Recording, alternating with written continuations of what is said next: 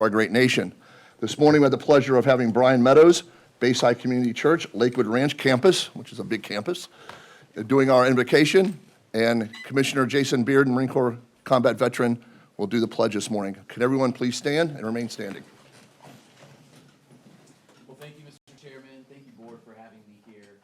What an honor to be here. My first prayer, of course, would be that y'all are smiling as much by the end of the day as you were this morning. So if you would bow your heads, everyone in this room, let's pray.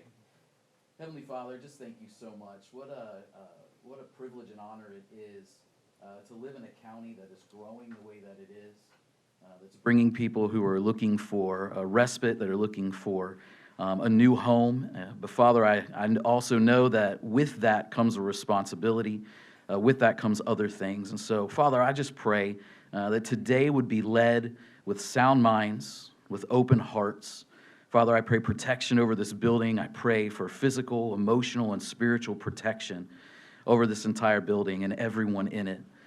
Father, I just pray that as we discuss things that might be difficult to discuss, might be hard to talk about, Father, I just pray that this house, this room, would be filled by your joy, your peace, your love. God, that everyone here would be filled with your presence, God, that we would come to agreement, that we would leave here knowing that we were heard. And Father, I just pray for each and every board member. I thank them for taking their time today as they discuss today's land meeting. Father, we thank you so much, and we pray all these things in your Son's amazing name. Amen. I pledge allegiance to the flag of the United States of America and to the republic for which it stands, one nation, under God, indivisible, with liberty and justice for all. Thank you, gentlemen. Thank you, Pastor. Thank you, Commissioner. Thank you both for your service to Manatee County. Thank you. All right, moving forward.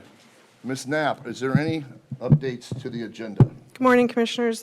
There are no additional updates to report since the second revised agenda that was posted online late Tuesday afternoon, except for additional public comments regarding agenda items 10, 11, and 12. I would also like to share an update on the meeting proceedings. After public comment from the people present in chambers is completed, the public can offer comments by telephone. This dial-in information can be found in print near the top of the published agenda. Call-in comments will be accepted for non-quasi-judicial items only, so agenda items that are basically consent and legislative. And the exception to this will be that there's a small-scale map amendment. Item number 10 is paired with a quasi-judicial item, so those public hearings will be open together, and so there will be no call-in comments received. This concludes my changes. All right, thank you, ma'am. All right, what we'll do next is we're going to open it up for citizens' comment for future agenda items. This is for future agenda items only. Nothing that appears, of course, on the agenda today. It is a 30-minute time limit. And let's see if we have any speakers. We're going to speakers.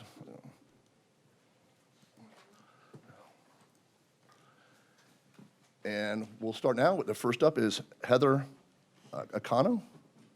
Yes, ma'am. Good morning. Good morning. Please state your name, county residence, and you have 3 minutes, ma'am. Thank you. My name is Heather Ancona. Good morning. I live in Parrish in Manatee County. And the issue that I'm here about today, I was here 2 years ago this month in relation to a development project out next to our business.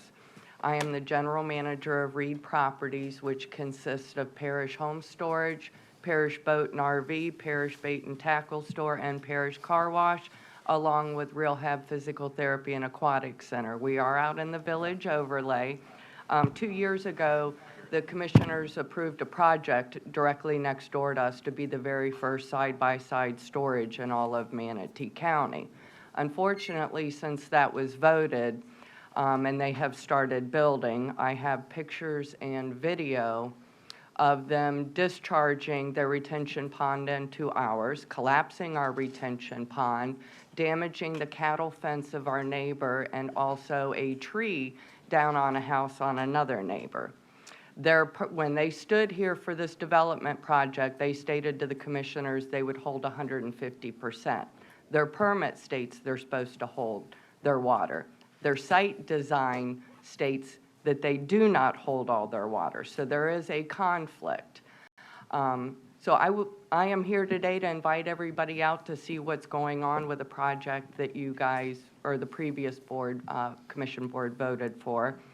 I have reached out to FDOT because I have video of them dumping their retention pond water into FDOT's drain line. I've also got pictures and videos of them pumping it off their retention pond into ours and collapsing our wall. I have reached out to several different agencies, and I am here to ask for the commissioners to assist us with the development that's going on out in Parrish and people getting flooded out by Mother Nature and other reasons. This is just a blatant disregard for us as their future neighbor. This is owned by a very large REIT out of Colorado. It is not a locally owned business. We are a mom and pop, and I'm concerned about the conflict between what they stated here in front of the commissioners, what they got their permit for, and what the county has signed off on is in contradiction of how they got their approval and what their permits state. So I am requesting, if you guys have time, to come out, view our property. I would love to disclose the videos and pictures that I have. And we are asking for your help out there. In the village overlay, we are a small stretch. It is all mom and pop. This is the first big company to come in, and they haven't even opened their doors, and they've already caused damage to 3 neighbors out there. Now, once they lay their asphalt, where's the rest of the water going to go? Yes, ma'am, thank you. Ms. Knapp, can you opine? on Yeah, I was just going to ask if Deputy Director Greer could step out in the lobby and exchange contact information so she can provide her more assistance. Mr. Chair, can I ask a quick question of the Yes, member of the public? Commissioner, yes, sir. You emailed me, and I forwarded that on to Public Works. Did anyone from the county reach out to you after you emailed me? Yes, I've actually spoke to several different people. I've spoke with Neil with FDOT, provided him the video. Dan, I think it's Golis with Swift Mud, Robbie Roy, Bill Palmer. Okay, so you have heard from our folks? Yes. Okay. I just want to make sure Denise. Well, knew that was you- me reaching out to them. Okay, well, you reached out to me, and then I forwarded on to them. Yes, sir, So- yep. Okay, so just make sure that Denise is aware that some folks have spoken to you, and we can Yes, follow up we're on just on concerned that. of the continual damage. Sure, as am I. Okay, all right, thank you. Thank you. Thank you, ma'am. All right. We have no other citizens signed up. Would anyone like to come forward and give public comment on any future agenda item? Seeing none, we have a member on the board. Commissioner Cruz. What are you gonna do, call it? No, yeah, I don't, I have done call-ins before, so they're gonna say they gotta call in or what? I have no idea. Is there anyone on the line that would like to speak with regarding? We have no public comment on Zoom. All right, thank you, sir. I guess we know how to do it now. Yeah, it's like a call-in radio show. All right, so seeing that there's no further citizens' comments in the chambers, or there's none on Zoom, I'll go ahead and close public comment. And then, is there any citizens' comment regarding any consent agenda item only? Wait, what? I thought you were done. Yeah, that's all. I put myself on the board. So. Yeah. No, I just, thought you said asking about no, that. Sorry Commissioner Van Osbridge said the same. Like I received all those videos as well and passed them on, but and hopefully staff is going to work with Heather and her property, but we do need that. She's not the only one. All this storming and flooding has caused problems on a lot of development sites, and she's the 4th one who reached out implying that development sites were pumping water off of their site for their convenience onto other people's property. We saw it up in Waterline. I've seen it out in West. We need to get a handle on that because these development sites aren't allowed to just dump their water off of their own property onto DOT retention sites or onto other people's properties and backyards in some cases. So, we need to get a better handle. This is kind of this season's version of the clear cutting dust. Now it's water being pumped onto other people's properties and destroying their properties and making it their problem, and it shouldn't be their problem. So hopefully we're looking at something bigger. Heather's obviously, she's been putting a lot of effort into getting in touch with us, getting us information. She's doing a great job of it, but she's not unique in this situation. No, sir, I do not disagree with you. I have it happening in my district also, so we've gotten public works out there and code enhancement and code enforcement, so I know our staff will get on it. So thank you, staff. Thank you, Commissioner, for your comments. All right, any other Commissioner comments on that item? No. All right, so we're going to move to citizen comments on consent agenda items only. There is only one item on consent, which is the final plat approval for Creekside. Seeing none, I'll go ahead and close public comment on consent. Is there any items anybody would like to remove for consent? That's a good consent right here. All right, so moving forward, if I get a motion to approve consent. So moved. All right, thank you. All right, thank you, sir. The motion has been forwarded by Commissioner Van Ossenbridge, seconded by Commissioner Cruz. It's up on the board now. Everyone cast their votes now.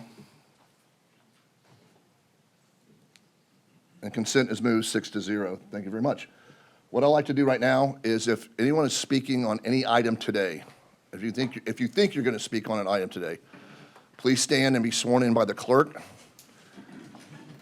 If you even have the opinion you're going to speak on an item today, please be sworn in. Do you swear or affirm that the factual statements and representations you will present to the board are truthful and accurate? I do. Thank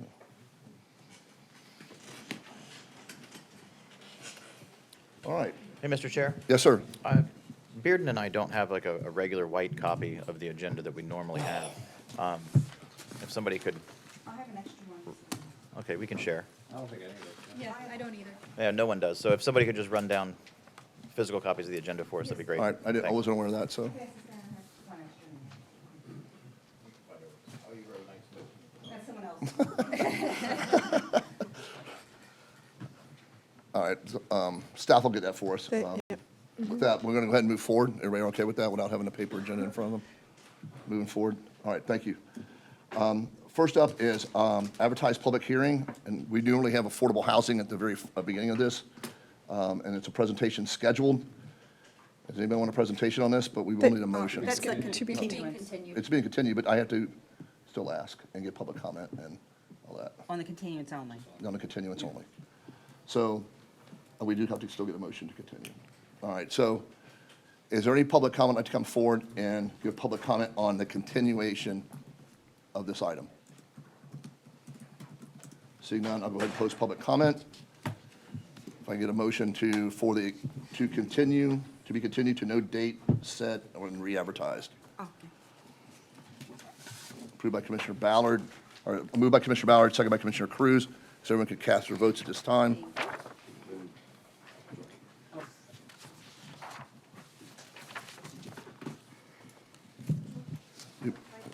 You can't abstain. I'm sorry. I'm a yes. You can change that. There you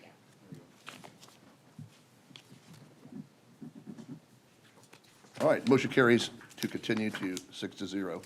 Next item up is a reminder of the advertised public hearings, presentations upon request. Ms. Knapp. Item number 3 is PDMU 2355ZG, The Vibe at UMR, Moore's Dairy Farm, Inc., and this item is to be continued to no date set and to be re-advertised. Okay. There is a motion to continue on the board, moved by Commissioner Turner, seconded by Commissioner Ballard. If anyone could cast their votes at this time. Oh, I'm sorry, not open for public comment. Yep.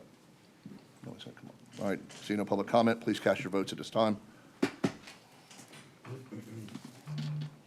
And the motion to continue carries 6-0. Ms. Knapp, item number 4. Item number 4 is ZL 2335, 1308 Whitfield LLC. This is a rezone of approximately .7 acres, generally located along the south side of Whitfield Avenue, approximately 650 feet west of 15th Street East, from neighborhood commercial to heavy commercial limited zoning district, and approving a schedule of permitted and prohibited uses as voluntary proffered by the applicant, attached as Exhibit B. And your staff presenter, should you need one, is James McDevitt. Would any of the commissioners like a presentation on this item? Seeing none, open this item for public comment. If anyone like to come forward and give public comment on item number 4? Seeing none, I'll close public comment. And looking for a motion. Motion has been moved by Commissioner Cruz, seconded by Commissioner Turner. If you'll cast your votes at this time. And the motion carries 6-0. Ms. Knapp, number 5. Item number 5, ZL 2402, Atlantic Pro Iron Walls LLC.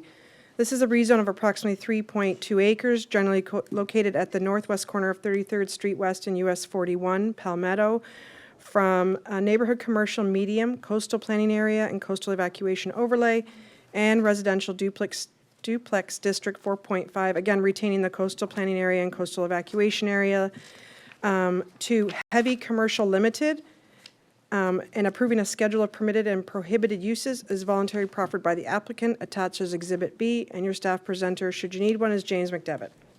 Thank you, Ms. Knapp. Would any of the commissioners like a presentation on this item? No. All right, seeing none, I'll open up for public comment. Would anyone from the public like to come forward and give comment on item number 5? Seeing none, I'll close public comment. If I can get a motion. Motion has been moved by Commissioner Turner, seconded by Commissioner Ballard. Cast your votes now. And the motion carries 6-0. Ms. Knapp, number 6. Item number 6, Z2329, Marker 37 Holdings LLC. This is a rezone of 2 contiguous parcels with a total of approximately 4.7 acres from general commercial and neighborhood commercial medium with the coastal planning area and coastal evacuation overlay districts to limit light manufacturing, again retaining the overlay districts, generally located on the west side of US 41 and at the junction of US 19 and US 41. Your staff presenter, should you need one, is Laura Gonzalez. All right, thank you, Ms. Knapp. Any of the commissioners would like a presentation on this item? Seeing none, I'll open up for public comment. And Mr. Schmidt, good morning. Good morning, Mr. Chair, Commissioners. For the record, my name is Bob Schmidt with Land Excuse me, Planning. just for a moment, and we have to disclose, that's part of communications. Yeah? Disclose, that's part. Oh, sorry, is there any ex parte on item number 6? No. Okay. Mr. Schmidt. Thank you. Again, Bob Schmidt, for the record, with Land Planning Associates, and I have been sworn. My client couldn't be here this morning, and there is an adjacent property owner here that has some concerns about potential uses. So we might shift the application to a limited, and, or we're going to just go over the options. And there is no site plan available in a straight rezone, so we'd like to work with the adjacent property owner, ask for a 30-day continuance to October. Okay. Thank you, Mr. Schmidt. All right. Well, is there any other public comment on this item, item 6? Seeing none, I'll close public comment. So I'd like to make a motion to continue. So, Ms. Knapp, excuse me. I'm a little bit confused. If Mr. Schmidt changes the application, it have to be re-advertised. And go back to the Planning Do we have to Commission. pick a date? Can we just continue, no date certain Correct. re-advertised? Because it'll have to go back to the Planning there Commission is flexibility? my initial thought. Okay. Oh, Okay, maybe he's not going to amend this. Well, Maybe it was so more of a helpful Well, present. until maybe a we've helpful determined- comment. I want to leave the option open that we don't change the application, so that's why I was only asking for a continuation until next month. If we do change the application, then I understand we have to go back to Planning Commission and re-advertise. So your request right now is It's just a continuance continue, to next okay. month. So we have a date next for. to next month's So we planning need the commission. October date. in the Next record. month's County Commission, or So if- next land use meeting. If nothing is changed, correct me if I'm wrong, Madam Attorney, then it doesn't have to go back before the Planning Commission. It can just go straight back to Yes. us. Yeah, I was just trying to keep it flexible, because if you continue dates, certainly we have to put it back on the agenda again.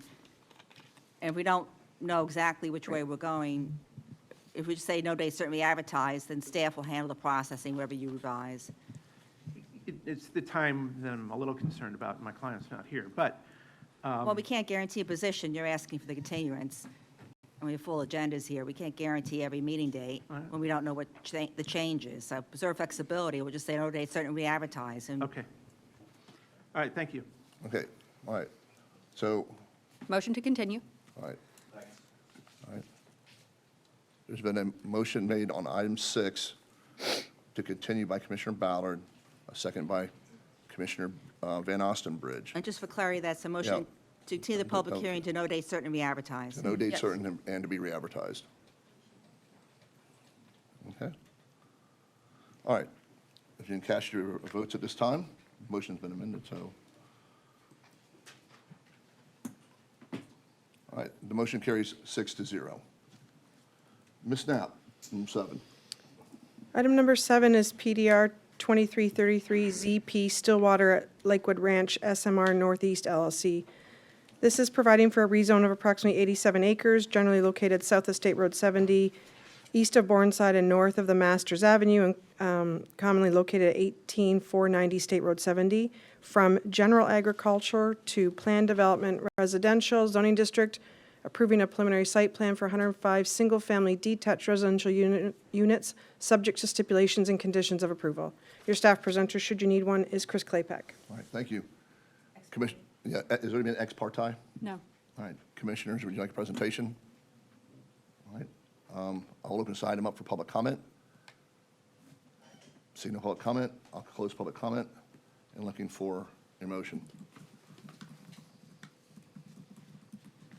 The motion's been moved by Commissioner Turner and seconded by Commissioner Van Ossenbridge. If anyone would cast your votes now.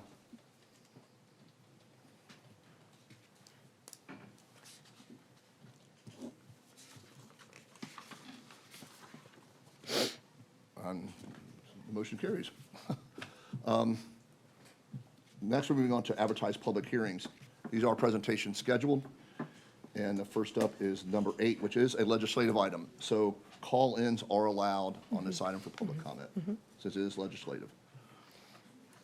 And Ms. Knapp. Agenda, item number 8, PA 2318, ordinance 2429, Sorella, small-scale comprehensive plan map and text amendment.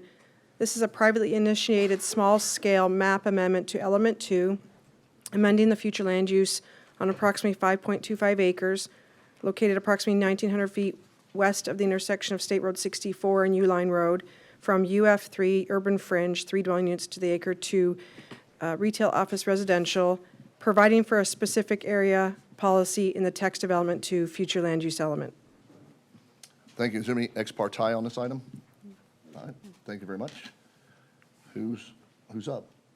Oh, I'm sorry. Presentation schedule. Mr. Barnaby, good morning. Good morning, Commissioners. I apologize. I have a little bit of a cold, so hopefully that won't slow me down too much.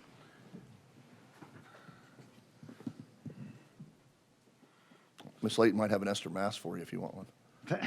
Yes, Bernard. That's okay.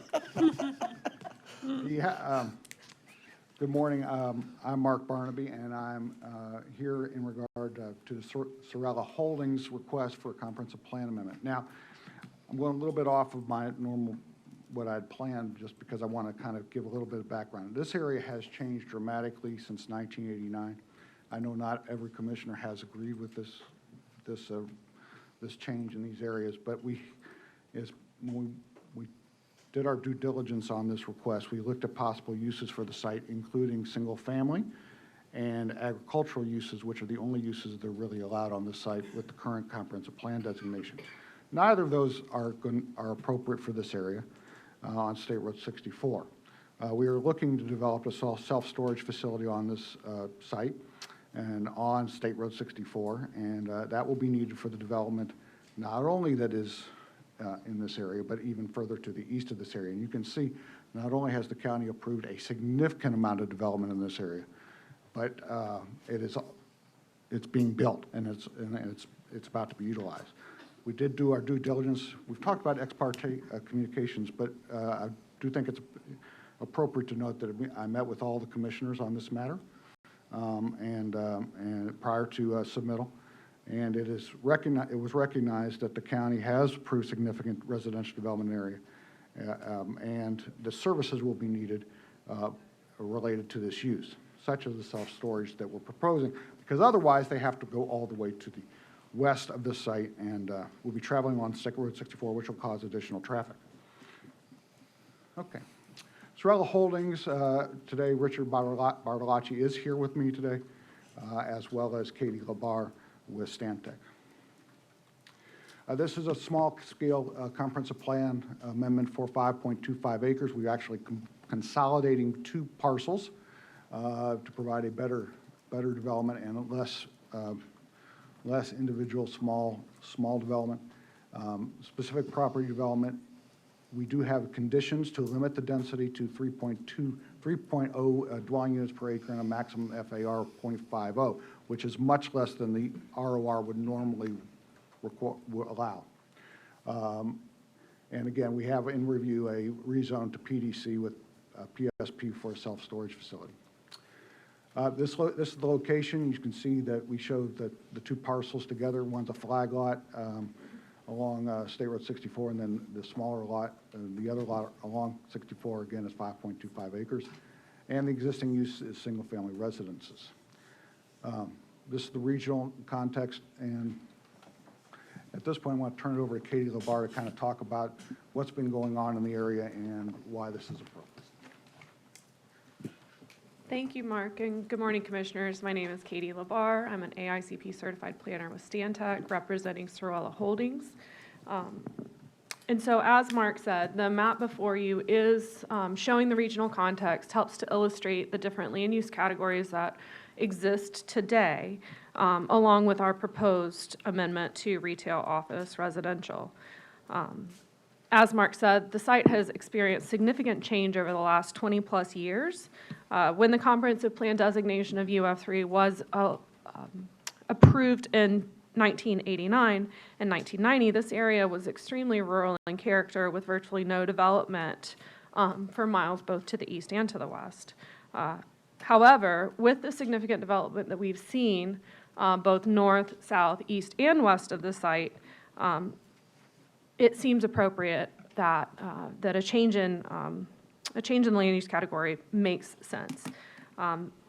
Mixed-use development, including retail uses, has also been approved along State Road 64, and we believe that this is an appropriate location for the proposed use today. This slide shows the specific property area condition that we do propose for this property, and as Mark said, the limitation of density and intensity is significant, and the purpose of limiting this density and intensity is to promote compatibility with the existing UF3 land use categories that still remain adjacent to this site.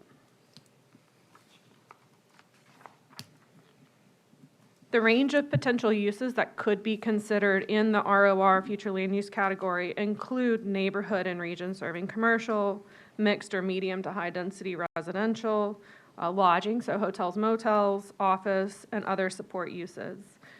These uses are similar to those that already that are already allowed in surrounding land use categories. And again, with this proposed specific property area condition, the density and intensity allowed will limit the potential for, the range of uses. I will add that with the plan development commercial zoning category, there's opportunity to further limit the range of potential uses through an exhibit that's attached to the development order. That will come before you in a future public hearing, but there are other ways. I think it's important to know there are other ways to limit the intensity of future uses. This table shows adjacent and nearby development. This is actually in your staff report. And I think it's important to note that this table actually represents 5,300 dwelling units that are approved and under development today. Couple that with approximately 10,000 dwelling units that are already approved east of the future development area boundary.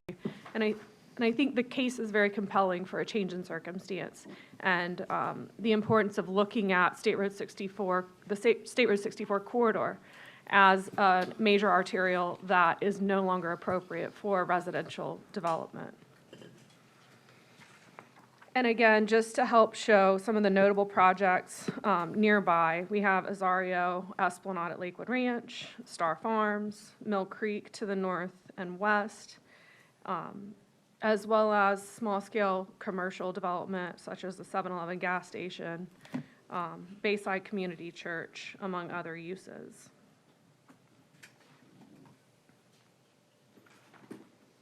This chart compares nearby land use categories with the proposed amendment.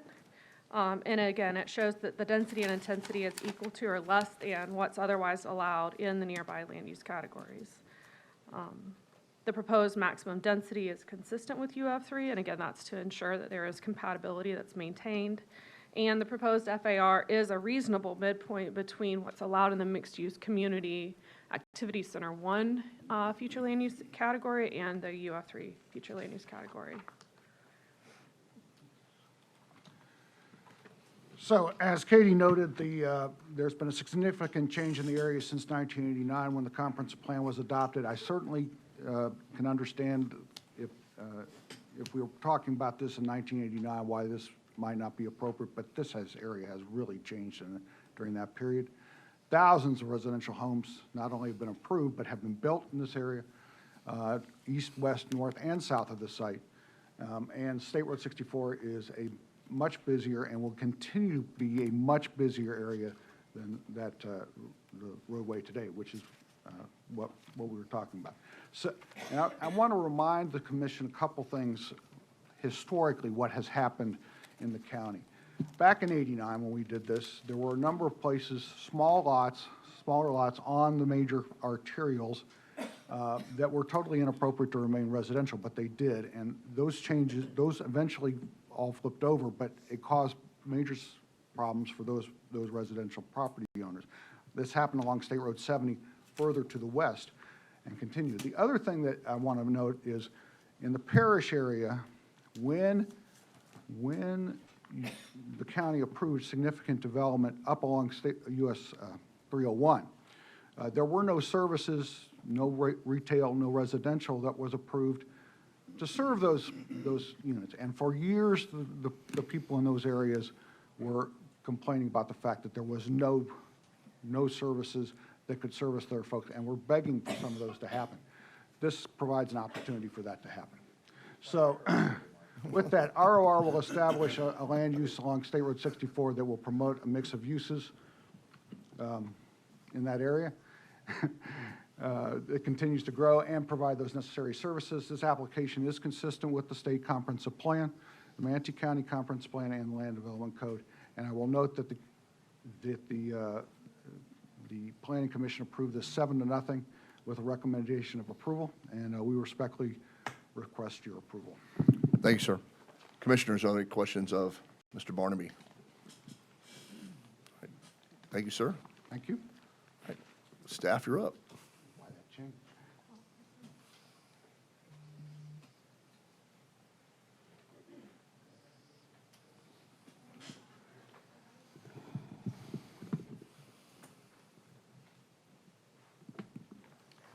Good morning, all.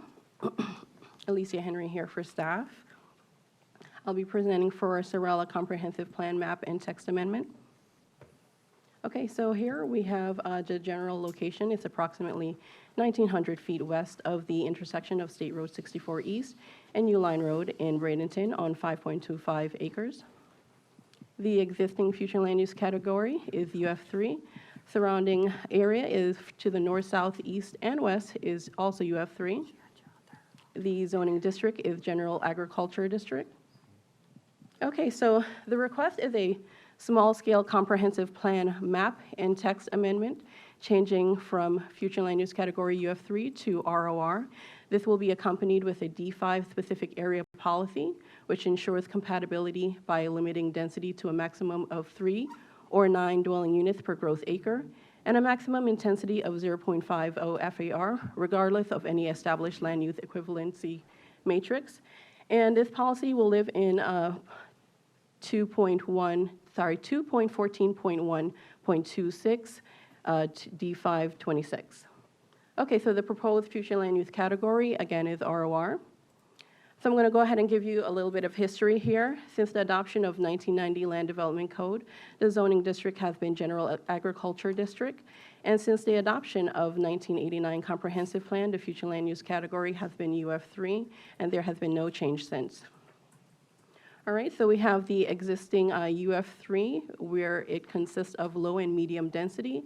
And the proposed ROR will have medium and high density. And down below, you'll see the supporting uses. Okay. All right, so on this slide, we have the surrounding development. And for the public facilities in regards to schools, we have Witt Elementary, Hale Middle School, Parish Community High School, and there is no transit to serve this site. All right, so on this particular slide here, the property is located approximately 1,900 feet west of the intersection of State Road 64 East and New Line Road. The subject property under the ROR future land use category is exempt from the commercial locational criteria per the land use operative provisions.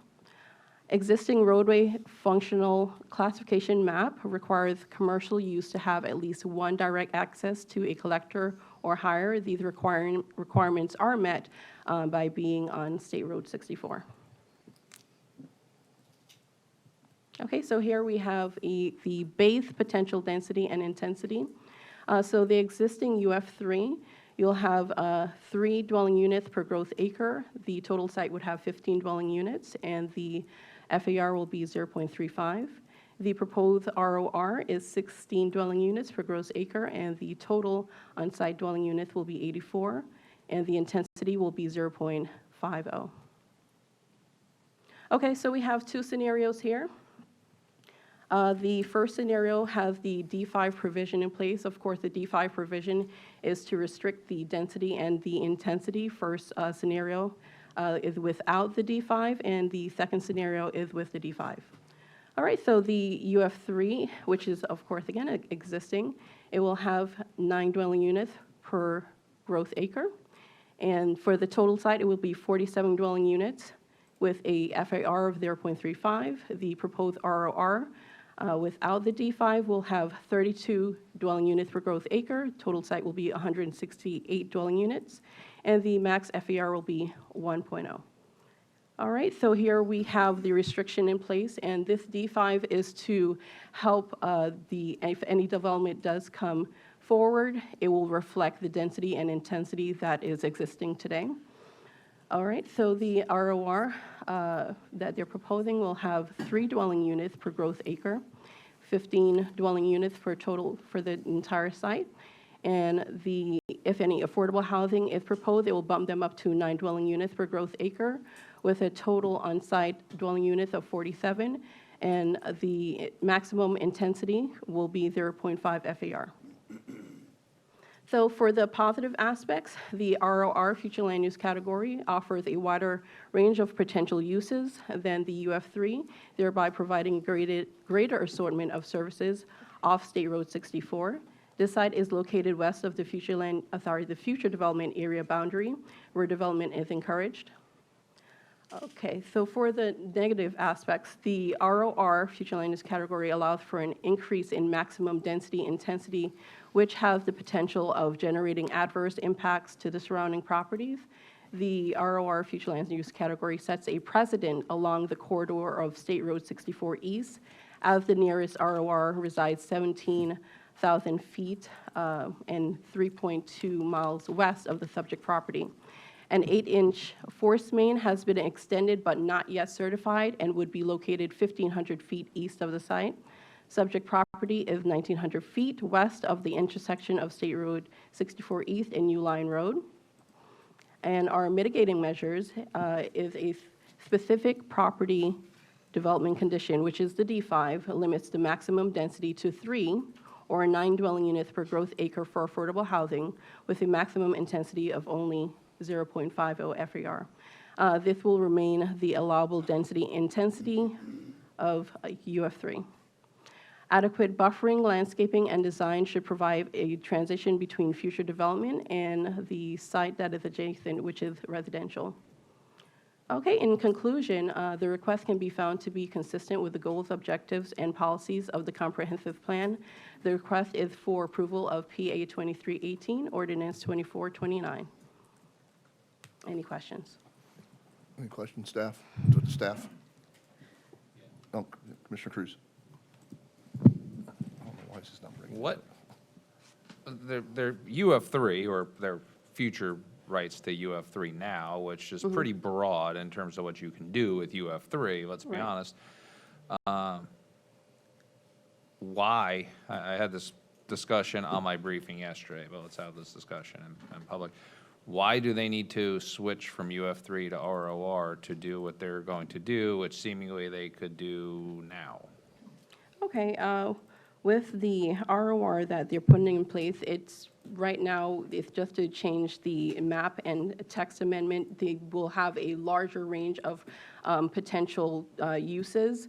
Right, usually when this comes forward is coupled with a companion application where it's with a rezone, but right now it's just the map and text amendment where it can give you a larger and wider range of uses. But they're implying the uses right now. They're saying they're going to build self-storage, but once we approve ROR, Well, that's the new zoning. the Next time they applicant- come back. The applicant can propose ROR, and when this ROR did come forward, we did see that there was nothing contiguous to the existing site that would match the density and intensity. So that's why we've used the provision for the D5 to restrict them to the density and intensity right now. Yeah, but all they did was restrict the residential. Clearly, they're never going to build, they're not going to build residential, otherwise this is just a massive waste of time, because they're restricting themselves to the same residential they effectively have now with Well, the UF3, so yeah. this is just an exercise in. But the intensity is greater than what is there for the UF3. UF3 only permits them to go up to 0.35. They have an additional 0.15% with the ROR. Oh, I'm well aware. For intensity. That's my question, because I was told in my briefing that this entire thing was for the sole and absolute purpose of its distance from a commercial node, and UF3 wouldn't qualify for commercial. And so that's the whole reason we're doing ROR, which is a very, very intense zoning that we don't have any assurance of what's going to be built there at this point, other than the verbal kind of plan of most likely doing self-storage. But once we approve the zoning, that's what the zoning is.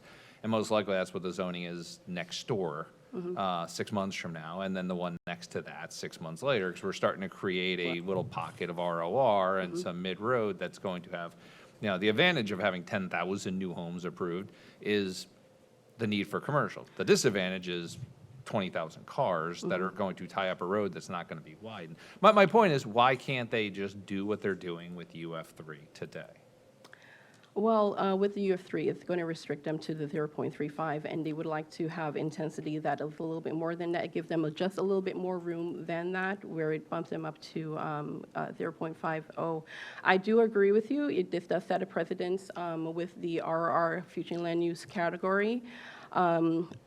But with the D5 in place, if you were to go to our GIS map, that which is the public can also utilize, it will show you that the D5 in place, which is going to restrict the density and intensity. So any developers that come along after them, they will see this D5 provision that is restricting any type of high density intensity. Okay, go ahead, Nicole. I was just going to say that the response may be more appropriate to come from the applicant. Oh, okay. I was going to ask Mark or Katie Yeah, to step we'll- forward. you give me a vote. Yeah. Not right, I'll give you, hey, Mark, I'll give you a second. You got a chance to come up to rebut, so. Okay, yeah, that was my question during the briefing. I don't have a problem with the self-storage because it doesn't use a lot of traffic. It's low intensity type use. But if this is strictly a rezone for more density and more square footage, then say that's what it is. But I was told it's because of the commercial node, and this is kind of a technicality, and we're just doing ROR because it's too far away from another road. Nobody's saying the reality of this whole thing is a play to get 50% more square footage, going from 80,000 15%. square feet, what? It's 15%.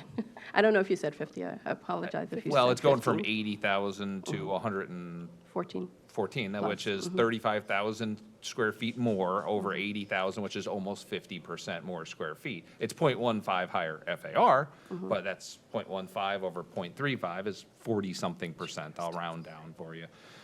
It is a substantial increase in square footage, but that's the whole play here. It's not the location to a node.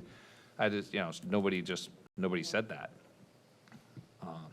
So that's the thing. Can they build self-storage can they build what they're intending to build at 0.35? And I'll wait and ask Mark on that, other than the location. And if that's the case, we seemingly have flexibility to waive things in the past. Why aren't we just doing it a straight UF3 with a condition that they're allowed to build away from the commercial node? So, Rachel Layton for staff, I have been sworn. So to address the second part, they can't ask for exemptions from the comprehensive plan in regards to the commercial locational criteria.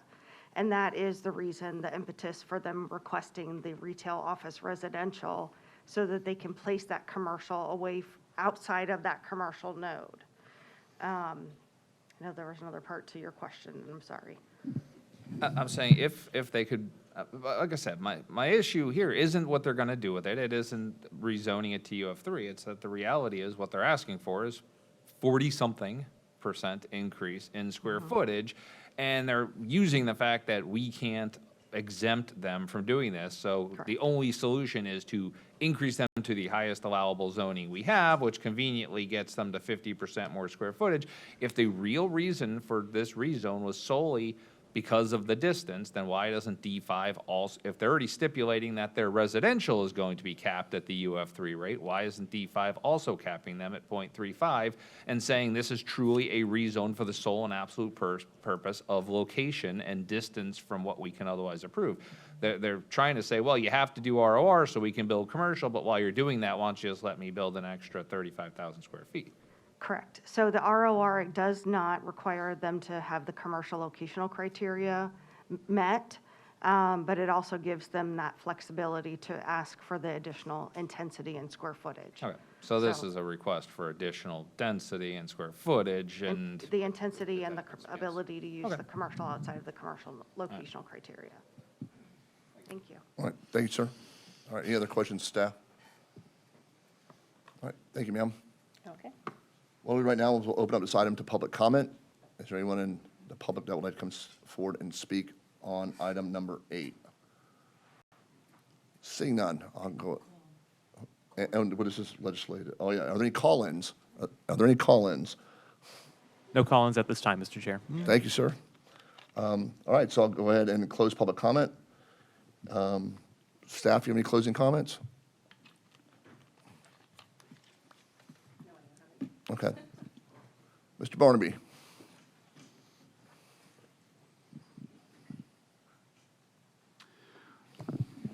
To answer the question that Commissioner Cruz asked, the reason we're in here for the ROR is because you don't have another category that would allow this type of use in this location.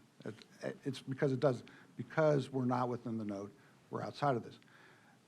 I will bet dollars to donuts that in 10 years, the limitations we're putting on this site will not make any sense, frankly. But we're putting them on here for compatibility purposes and to make sure we meet compatibility.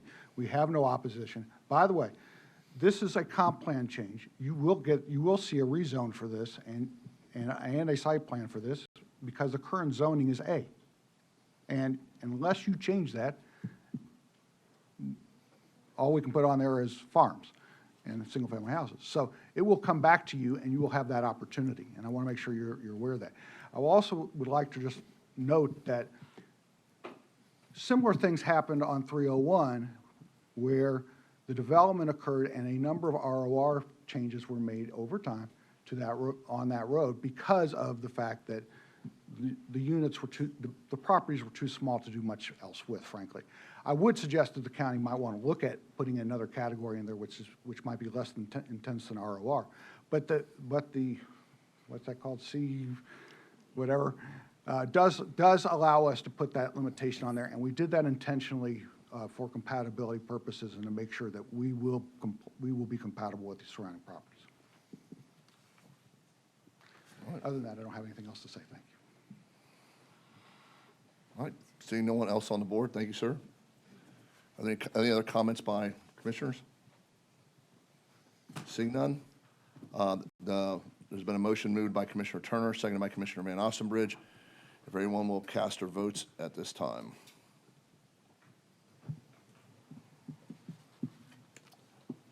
And the motion carries 5-1 with Commissioner Ballard voting no.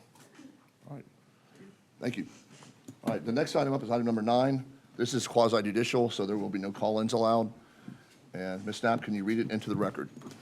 Item number 9 is PDW 2338P Cortez Village Marina, approving a preliminary site plan for an additional 12 jet ski dry storage slips, minor boat maintenance within a building and boat detailing area currently zoned PDW with coastal planning area, coastal high hazard, and coastal evacuation areas.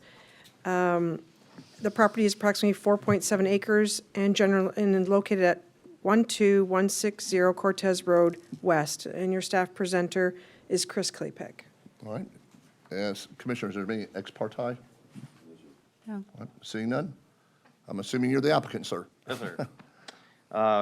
Good morning, Commissioners. My name is Matthew Gillespie with Kim Horner Associates. Reside in Orange County, Florida. Address 200 South Orange, Suite 600, Orlando, Florida 32801. And you have been sworn. Yes, sir. I All have. right, thank you. All right. Thank you very much for listening to our case. Today, we're here to present, like I said, Cortez Village Marina. There is, this overall case is concerning basically compliance issues. We are here to correct compliance matters for the site. We are asking for 12 additional indoor dry jet ski storages inside Building C. We are removing an existing seashell parking lot that was constructed previously by the previous owner, so we are fixing that issue. So we're making some additional site improvement landscapings, relocating a garbage dumpster from one location that was in an encroachment to get it out of an encroachment. We are also proposing a boat wash area for clean down, minor cleaning of boats as they go in and out of the marina, and proposed use to perform very light maintenance inside one of the boat basin buildings itself. As stated on the screen, this is Building C. We're proposing an indoor jet ski storage facility, only 12 additional jet skis. Currently, there is existing boat racks exterior of the facility that are being removed, so we are fixing that violation as well. Removal of the seashell parking area that was built, again, previous by the prior ownership, and so that area is being re-landscaped back to a wetland buffer area. And so on the screen, we have some additional kind of conceptual plantings on the west side. The gray polygon hatch there behind the building is where we're making those modifications. And then we're relocating the existing garbage enclosure, dumpster enclosure, because it is currently sitting too close to the eastern property line. So we are moving it away from that line to comply with a setback, or as best as we can.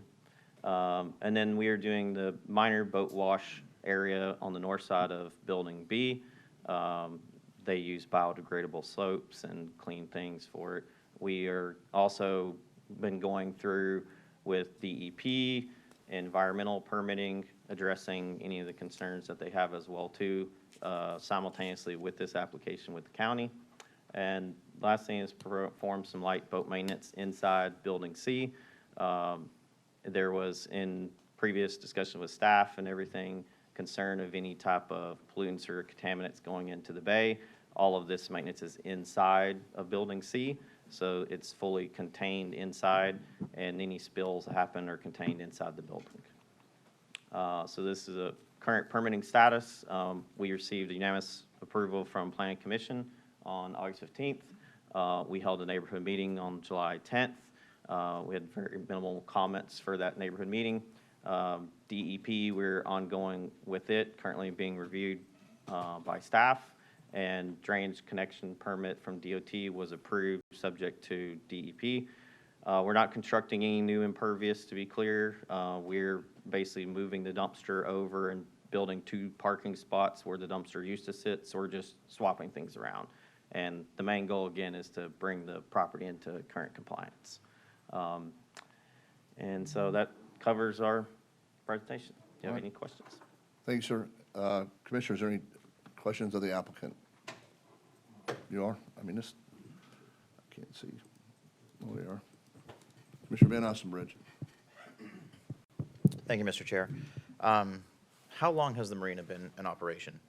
The original one, I think, was 2008. I'll have to go back and look at the original one. I think that's correct. So they would have gotten their approvals roughly around that time? Yes. From the board. Do you require our approval to relocate your dumpster that is encroached too close to your neighbor's property and has for years? Does that require approval by this board? Yes, that's part of our site, part of our PSP is showing the relocation of that dumpster. Was there originally approval to put the dumpster there? The dumpster was shown, I think, in a different location on the original FSP and PSP. So why would the dumpster simply not go to its original location that was approved by the board? Because the original location for it, and the previous one, there is a claim that there's no wetlands on the east side. And my firm, we conduct environmental assessment, we determined that there is actually, in fact, wetlands now in that area. So we're moving it as far away from that to comply with current codes today. Okay. And I'm a little confused about the pervious shell parking lot that you have now that is going to become wetland. Well, to correct, the wetland is on the west side. There's a 50-foot buffer that's required in the codes to stay away from it, and that seashell area currently encroaches in that buffer setback, not within the wetland itself. Right. And so we are removing that seashell. We're sensitive to buffers around here. Yes. So when was that shell area put in place? Prior to our ownership owning it, they purchased the property and it was existed. So I'd have to look back at the aerials to see when it was done. It was done after the PSP and FSP was approved originally. Right. The previous owner wanted more storage, more trailer parking, so they added it at some point. Illegally, I might correct. add. There's a lot of businesses in my district, and, I get complaints occasionally from residents around those businesses. This business, over the 4 years that I've been here, I've had more complaints from residents about this specific business than any other business in my district, hands down. You just being clear, you guys have been more than bad neighbors. You've been abusive neighbors up to this point. And the reason we're here is your doing, to be completely honest. Meaning the business doing, right? Right. They came to this board and prior to us being here, and they received entitlements and then proceeded to completely disregard the board's entitlements that they were given. And I'm well aware from complaints from neighbors that they were far in excess of the amount of boats that you were allowed to store on the property were being stored on the property. They were on top of handicap space, people screaming at me about they had handicap spaces that were covered up with dry storage for boats. At any rate, I guess my question for you ultimately is, if we agree to all of this and you've not been, essentially fair actors up to this point, if we agree to this, why should we believe at all that you guys would be compliant with this going forward? I mean, you're not here because you're like good citizens and business owners and you thought, oh, we need to get ourselves into compliance. That's not at all. You're here because residents raised hell and we eventually had to send code enforcement out there and found like crazy violations. All right. So, like I said, I can't speak to previous ownership. All I can speak to is my current ownership, our client. So, yes, they are making the corrections to abide by compliances, which we're getting rid of all the extra storages, going through all the steps to get approval. So, again, I can't speak to what happened prior, but they are making an attempt to bring everything to meet current standards now. Okay, thank you, Mr. Chair. All right, thank you, sir. Any other questions of the applicant? Seeing none, thank you, sir. Staff, you're up.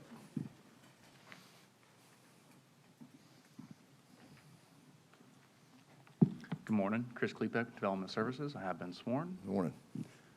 The applicant did a pretty good job of giving us a good overview of the project, so I'll kind of go through a couple other items. We know where this is at. This is on the north side of Cortez Road here, just outside the Cortez Village. So just some history. So The site was previously approved and rezoned from GC to PDW, or Planned Development Waterfront, back in 2005 with a preliminary site plan. And that was to allow 272 dry storage boat facilities, 10 wet boat slips, 12 staging boat slips, and an office for the marina. Subsequently, FSPO 6100 constructed the marina facility, and it's something to be noted that all previous approvals have since expired. So preliminary site plans to date expire after 5 years, so they, no matter what, they would have to come back to the board. If they want to do anything additional on site, they need to be approved by you guys.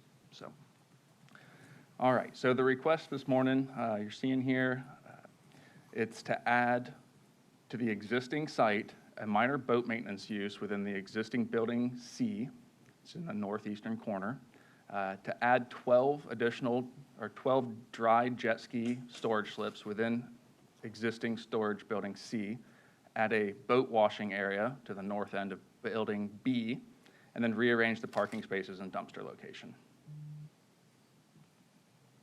Site data here, I'll go over this briefly. It's just under 5 acres, zoned PDW, future land use categories ROR. It is within all of the coastal planning overlays or coastal overlays. And there's 3 structures totaling just a little over 29,000 square feet. And as noted prior, Commissioner Van Ostenbridge, there is an open code enforcement case on this for boat storage exceeding what is permitted. And I will note that when we first saw this request come in, it was a lot bigger than what you're seeing here this morning.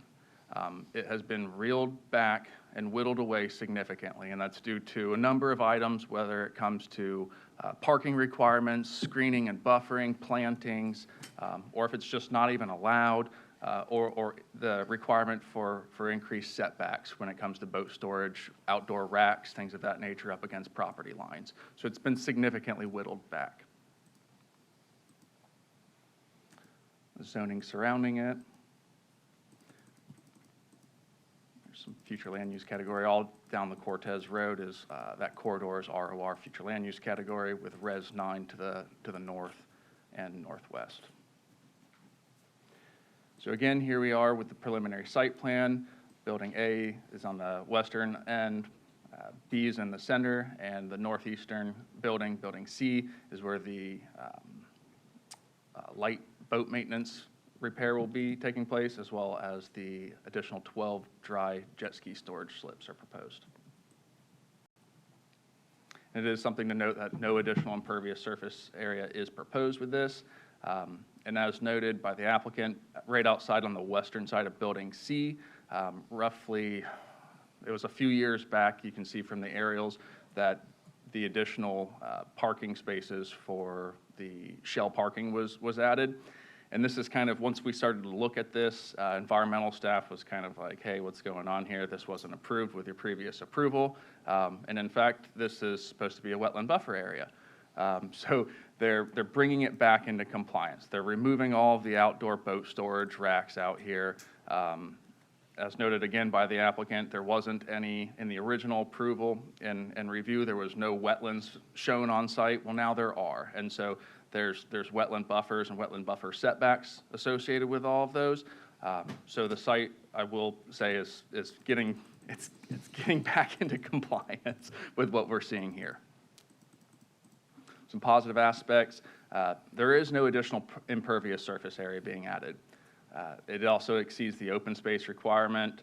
The FAR floor area ratio is well below the maximum allowed within the site. Everything is taking place inside of the existing storage facilities, aside from the outdoor boat wash area. There are no specific approval requests. Negative aspect is that the minor boat repairs are taking place in close proximity to a waterway. Excuse me. And as far as mitigation goes for that, boat repairs are only permitted within the existing building C, and stipulation A10 will ensure only minor boat repairs take place on that. And our code actually defines that, and the stipulation is tied to the definition of minor boat repair. So it will not include things like major boat overhauls, taking out of a motor, fiberglass repairs, things of that nature. Again, so no structures are proposed. Site already complies with all the applicable building setbacks and height requirements by the code, exceeds the minimum open space required. And a lot of times when we have these marinas and waterfront properties, we see a lot of impacts proposed to the waterways, such as dredging, submerged habitat impacts, new boat ramps, et cetera. That's not being proposed, it's existing, so they're not adding to anything that's already there. Again, they're removing the outdoor boat storage racks. That's part of the code enforcement violation, and they're also providing the restoration of the wetland buffer adjacent to Building C. For the comprehensive plan, they're well below their maximum floor area ratio, and all setbacks and screening have been met or exceeded. And it is the opinion of staff that the proposed preliminary site plan can be found consistent with the comprehensive plan and compliance with the applicable provisions of the Land Development Code. And I welcome any questions. Commissioner Bearden. Thank you, Mr. Chair. Just so I get this right, so is it in compliance currently, or is it getting into compliance? No, sir, it's not in compliance at the current moment. Okay, It's that's all I coming need into to know. compliance. Thank you, sir.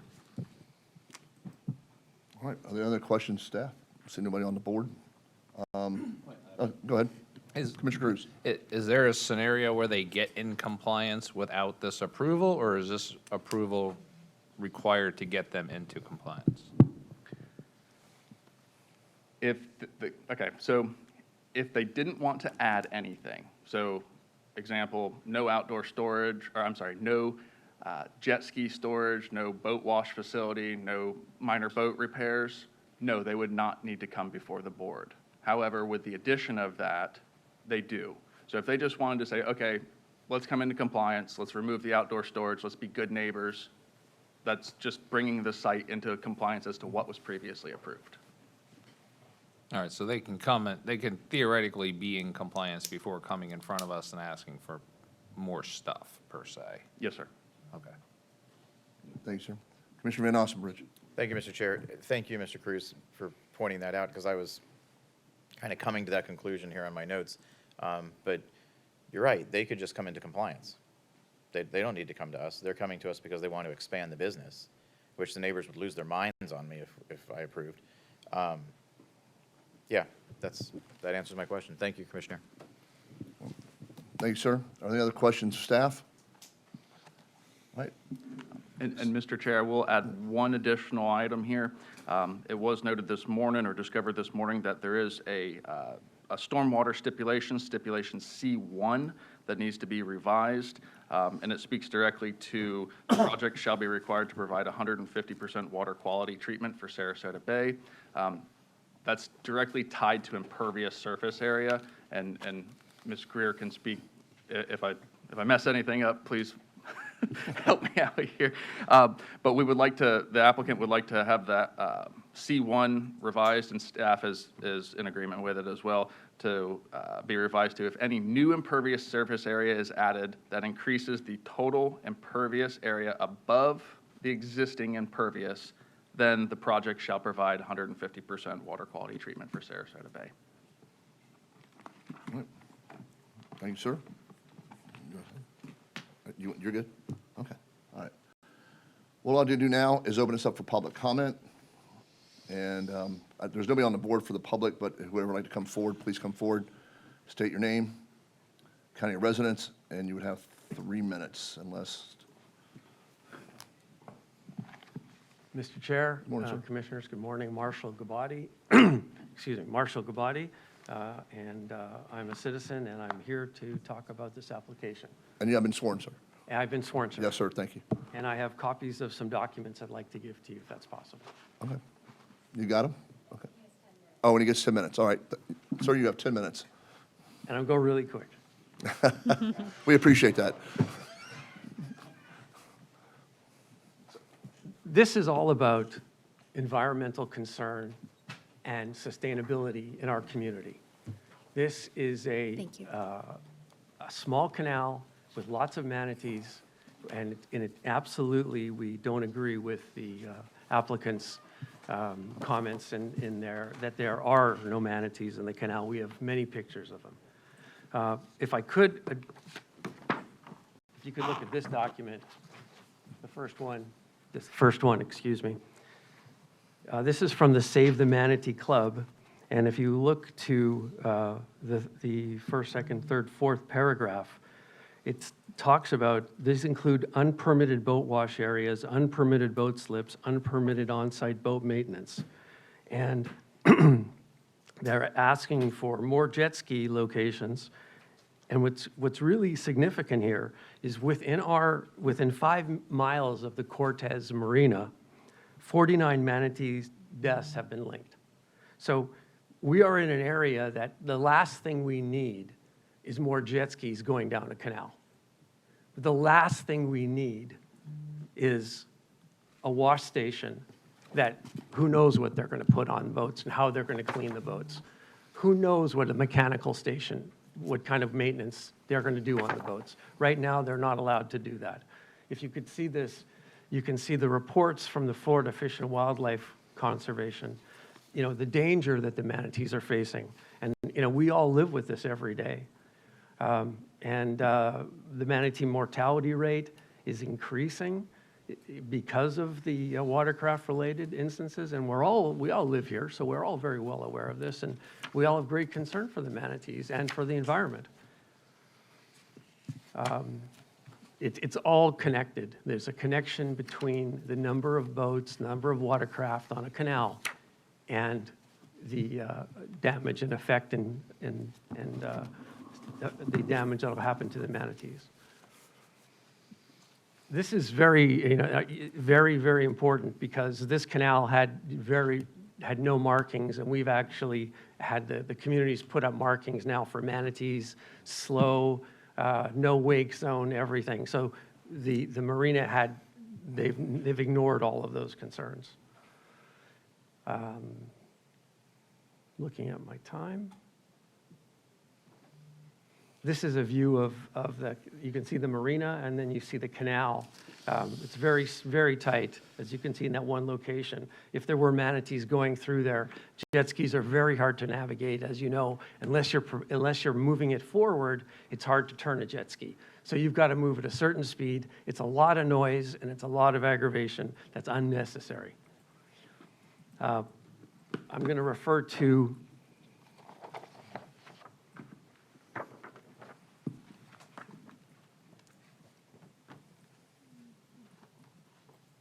this petition. If I could, it's 3 pages. And there is a tab on page 3. And this is from the applicant. They're telling us that there's 10 in-water boat slips, 55 outside dry slips, and 300 inside high dry slips. That comes from the applicant, and that comes to more than what they're entitled to. And this is why. This is what they've been doing for all these years. And the applicant is not just like the new owner from this week. They've owned it for over 3 years, 3 or 4 years, I believe.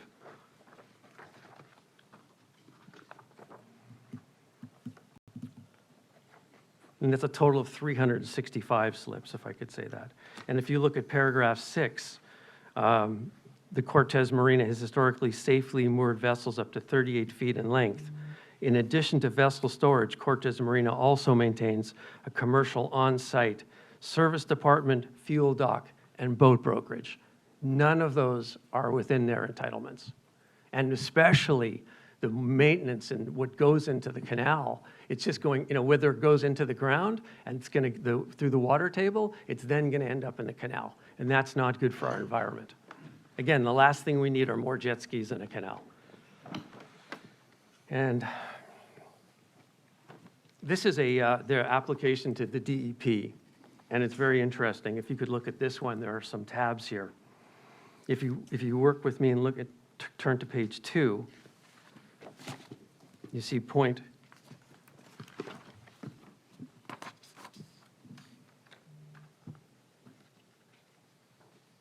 page 2 at the very bottom. It talks about the DEP's allowance is exactly the same as the county's, which is 272 dry slips and 11 wet slips, being consistent what their entitlements are, but they're at 365. And then if you go to page 12 of the FDP document, and you can see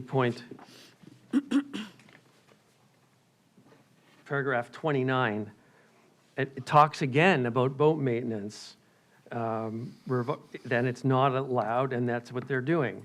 And says specifically prohibited shall be hull cleaning, hull painting, discharges or release of oils or greases associated with engine and hydraulic repairs, and related metal-based bottom paints associated with hull scraping, cleaning, and painting. So the DEP has told them they can't do a washout, they can't do mechanical work there, and they can't have a fuel station, yet they're here to apply for that today. It's one of those situations where you'd rather ask for forgiveness than permission. If you could now go to page 15, you'll see of the same document, and it talks about the total number of boat slips that they're allowed. Again, and then it says at the end of that sentence, power craft will not be allowed over this number of slips. This comes from the DEP, updated in November 2013. At some stage, we have to start to think about we just can't keep overbuilding. At some stage, we have to consider the environment. And in this one, I really feel like we have, a community that cares about manatees, that care about the environment, that care about our, where we live. And then you have someone in our community that a huge company, probably the largest real estate company in the world, that owns this marina, ignoring any recommendation or rule or entitlement that they truly have. These are, if the community didn't say anything, these racks would still be on that parking spots. Like, I mean, that's a million, that picture tells you, it tells you a million words. And this has been going on for a long time, and so at one stage there was over 400 boats in the marina. Now, since then, they've obviously cut it back, and they're here to ask for, even more jet ski. And the DEP concluded the time was, I've told you this one, exceeding the number of dry slips is allowed to the ERP permit as well. The facility stated they historically were conducting boat maintenance activities on site, which is not in accordance with permit condition 29. They were issued a minor violation from code enforcement. So what I'm asking today is to consider the environment, consider our manatees, consider a small canal that has homes all through the canal. And really what's important is, how important is it for them to have more jet skis, more boats that can harm the animals and can just make more noise for our community? Already they have enough. And so, like, when someone's entitled for something, you get your entitlements and you live by it. And that's what you're supposed to do. So I would ask that they would please comply with the standards that the rest of us have to do, which follow the rules, and then you can continue doing other business. But this marina specifically has ignored the rules from day one, and this ownership's been there for now, I do recall it is 4 years. So coming here now is only because the community is upset about this. So again, commissioners, thank you for your time. Thank you for your concern. Mr. Chairman, I appreciate your time. So I have a quick question for you. I'm on the board. What is the widest point in that canal? You're very familiar with it, so. The widest point is 58 feet. Okay. And there's mangroves growing on either side. So as you saw in that one image, you could see, the widest navigable point of that canal. Yes, that's the widest point. The Okay. narrowest is like 14 feet. Okay. And then what is the distance from the Marina Basin to the intercoastal? Is it a half mile, 3/4 mile? Oh, it's, by boat, if you're idling, it's 6 minutes. Okay. Very So close. it's not very far. Very close to there. All right, thank you. That's all the questions I have. Thank you. Any other questions for the? Thank you for your time. for Mr. Javuti? Okay. Thank you very much, sir. Thank you. All right. Staff closing comments. Oh, sorry, I didn't see anybody come up. Yes, sir. Please state your name. Please state your name, county residence, and you have 3 minutes, sir. My name is William Fulford. I live in Hunters Point, which is in Cortez, and I live on the canal. I enjoy sitting in my back porch, watching the wildlife in the canal, including dolphin and manatee. At one time, I saw 5 manatees coming in at one time. That's a whole family, you could tell by the sizes. I do not understand why anyone would want to add more boat traffic to this canal. Manatee are hard to see, and science has found that manatee cannot hear a boat motor.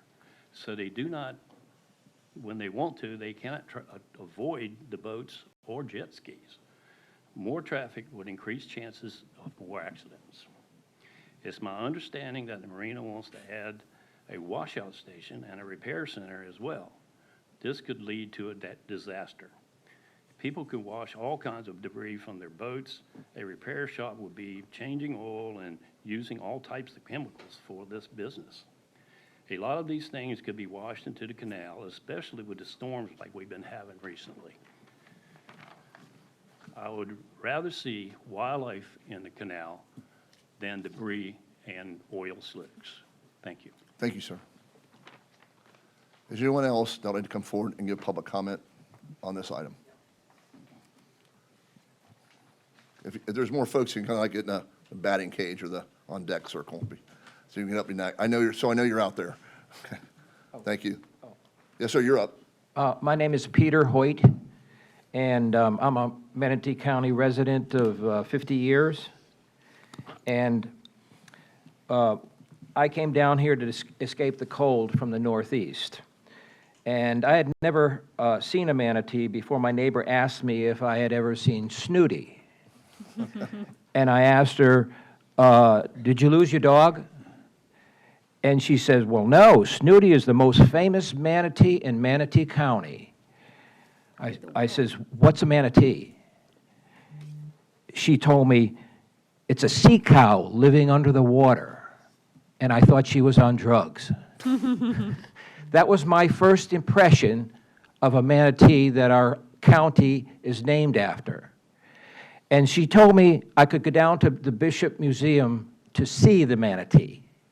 So I went down there and I saw Snooty living in a 10 by 10 tank. And I saw what a manatee looked like for the first time in my life. But I felt very sorry for that poor creature living there. And we've come a long way since then in looking after our manatees. This is the most precious natural animal living in our county that we have to look after. So the canals that we're talking about behind Hunters Point, like my previous people spoke about, are relatively narrow. And if you think about a manatee, like cows that they're sort of named after, a cow eats grass in a pasture. The manatees eat seagrass under the water, and you can't see them. So this is the biggest problem that we have here, and speed is a key issue. Probably you've seen pictures of the nuclear power plant where in the wintertime they hang out in vast quantities up there for the warmer water. This time of year, in the summertime, you can find them almost anywhere. There's no restrictions on where they can swim to. But in the wintertime, they like the canals because they're shallower and the water's warmer. That's why they seek out the canals. The canal system that we have is residential property all around it, with the exception of the boathouse. The boathouse is by far the largest user of the canal. And if you think about a jet ski compared to a boat, it's like a motorcycle compared to a car. Now, wherever you live, How would you like it if there were a lot of motorcycles riding by your house making noises? Sir- I think you wouldn't be very happy Sir, about that. sir, your 3 minutes are up, but Okay, if you can thank you finish, very if you can much. finish this. Thank you for my time. All right, thank you, sir. Next up, please state your name, county residence, and you have 3 minutes. I'm Elizabeth Moore from Sarasota County, but I also live here in Manatee County. I've lived here for over 14 years, and I'd like to object to this project because from what I've learned with my association with Moat Marine and Conservation Foundation of Gulf Shellfish Institute and the Sarasota Dolphin Program, is that we do not need more jet skis and boats going through canals. Mangroves are really important for our environment, and the slow-moving manatees and other creatures as well live in these canals. So to increase the density of motorized vehicles on the water is detrimental to wildlife, which I care so much about. While there's a buffer of wetlands around this property, it's not enough, as a previous speaker said, to really mitigate from storm runoff and any kind of potential oils and other debris that would come from this marina. So once again, I object to this expansion, and I believe that the county commission should bring this company, this marina, back into compliance and then go from there. Thank you. Thank you, ma'am. Next up, please state your name, county residence, and you have 3 minutes, ma'am. McAllen Bedford, born and raised Manatee County, current resident in Bradenton. I object this plan. I think they've already proven that they have done many code enforcement violations, which they've used that as a reason to come to you and ask for more. So I think that you should take that as a reason not to give them anything else. Make sure that they come into compliance. The canal around them is always busy with manatees. I've seen families of manatees in there. So there's no reason for them to bring any more oil and gas and anything else that they may leak from their marina. So I think that's a reason to make sure that they don't have anything else to add in from their 12 jet skis that they want. That's it. All right, thank you, ma'am. Good morning, ma'am. If you could state your name, county residence, and you have 3 minutes. Hi, my name is Ashley Clearman. I am a resident of Sarasota County, but my mother lives on a canal in Bradenton, in Manatee County, and I am opposed to the expansion of this marina with the jet ski and the boat maintenance to increase the traffic going through that canal. The manatees are on average 10 feet and sometimes up to 13 feet, and 20% of manatees are killed each year by watercraft strikes. So I think that, people before me had mentioned, that they should come up to a compliance, and that that they should not be able to add more watercraft traffic to the canal. All right, thank you, ma'am. Thank you. Good morning, ma'am. Please state your name, county residence, and you have 3 minutes. Yes, my name is Lisa Rivera, resident of Manatee County. Ma'am, can you pull the microphone down just a little yes. bit? Thank you. I am here today just as a concerned citizen, and also to support the Save the Manatee Club. The projects like the one being proposed today that will increase boat and jet ski traffic can have many potential effects on the wildlife, especially manatees, due to the alteration of the habitat, increased water pollution, noise pollution, and also the reduction of feeding areas. Let's not forget about safety concerns as well. The combination of the width of this canal with the increased traffic could result in collisions, could result in accidents, potential harm, not only to manatees and other wildlife, but also to residents. This is why I'm here today, to urge this Board of Commissioners to reconsider the proposal of this applicant in order to preserve this canal natural state. Thank you. Thank you, ma'am. Is there anyone else that'd like to come forward and give public comment on this item? Seeing none, I'll close public comment. Staff closing comments, Chris, do you have any?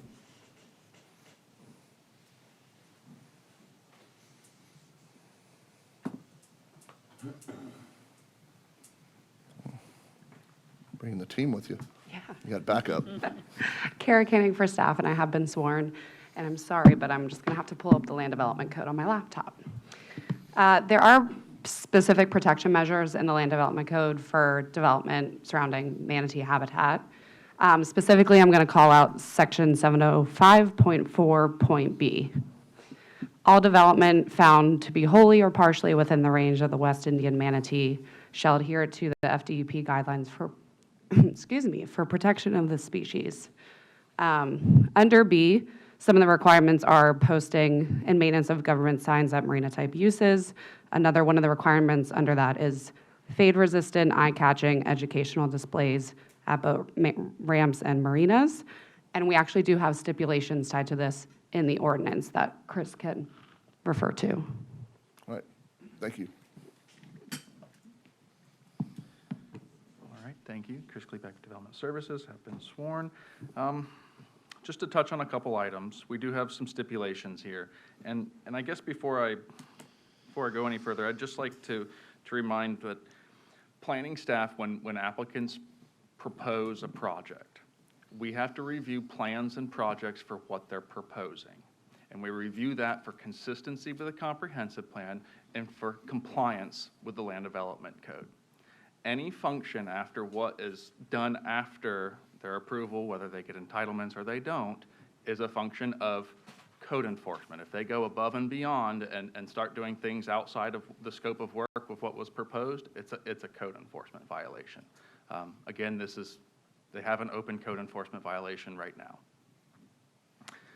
In addition to that, we do have a couple stipulations talking about there shall be no outdoor boat storage of vessels permitted on the site, that they are to erect idle no wake, manatee awareness, and manatee education signs and locations and include content approved by the county with the final site plan.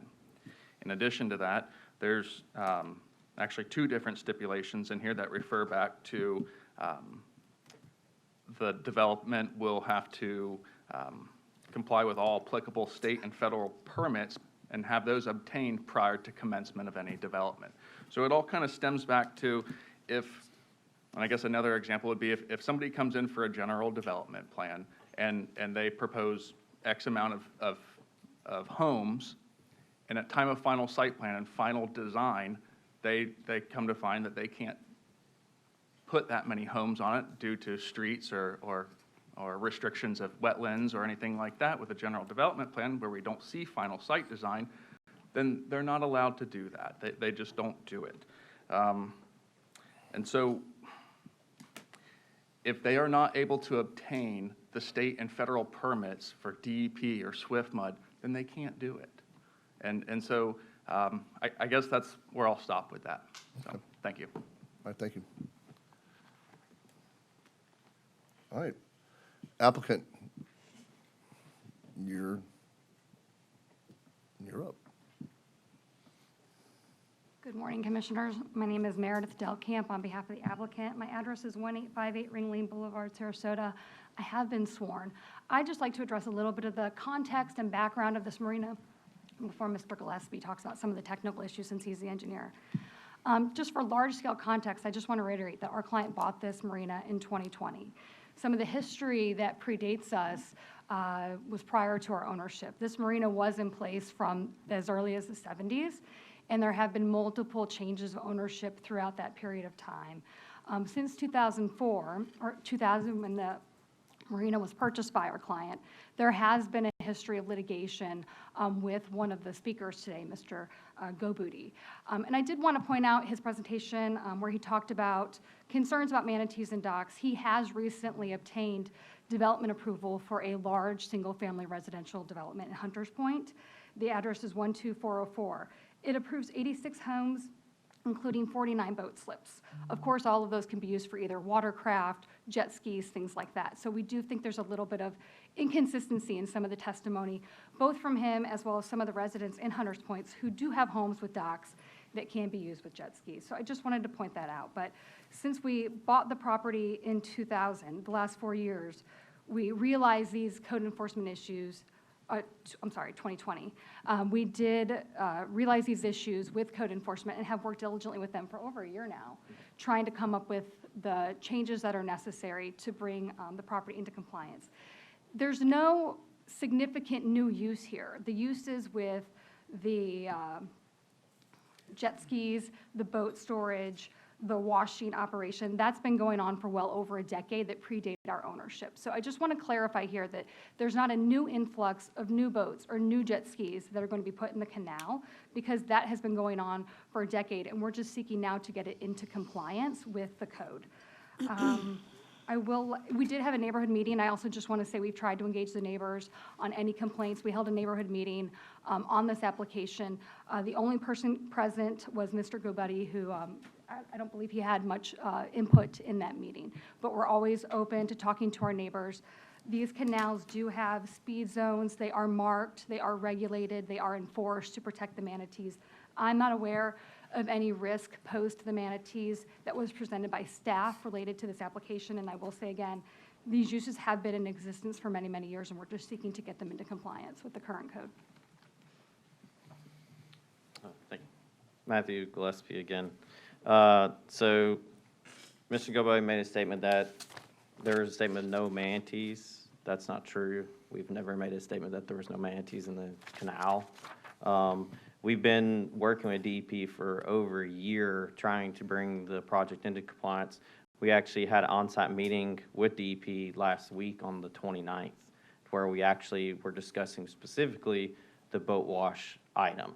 What chemicals, what materials we're using, what efforts we're doing to protect the wash material from going into the bay. We actually have agreed we're putting oil water separators in. The soaps that are used are actually biodegradable. They're actually regulated by DEP. We have to submit those to the state for their review. We've done that. And so we've been going back and forth with the state for over a year, getting everything into compliance. So we're getting really close with that. Again, about any of the spills, that the boat maintenance actually was an approved use in the previous FSP. Condition number 10 allowed minor boat maintenance and minor repair to occur at any of the docks. So it's not something that's like brand new for it. We're trying to comply with the codes. Spills inside the building. The building has the boat barn has no drains to any exterior areas. So you open a door, you go in, you're doing work on a concrete slab, you spill something, it stays on the slab, you have to mop it up and clean it up. It's not like it's going down the drain and goes into the bay. So it is a contained area that is protected. The oil water separators that we're having to add is a FDP requirement for us to do it, to add it. So we're, again, being in compliance for it, doing everything that we're supposed to now under the new ownership for us. Like I said, we can't speak to what had been done for the 30 years or so prior to our client owning the property. Thank you. All right, thank you. All right, commissioners, are there any deliberation between any comments? Mr. Yes, ma'am. I'm sorry, I just wanted to share the board. In circumstances like this, we normally would get more from the applicant than what we have. So I'm just saying that if they have all their operational stuff all together, they would need to write a narrative of legally enforceable stipulations attached to the ordinance that we can look at.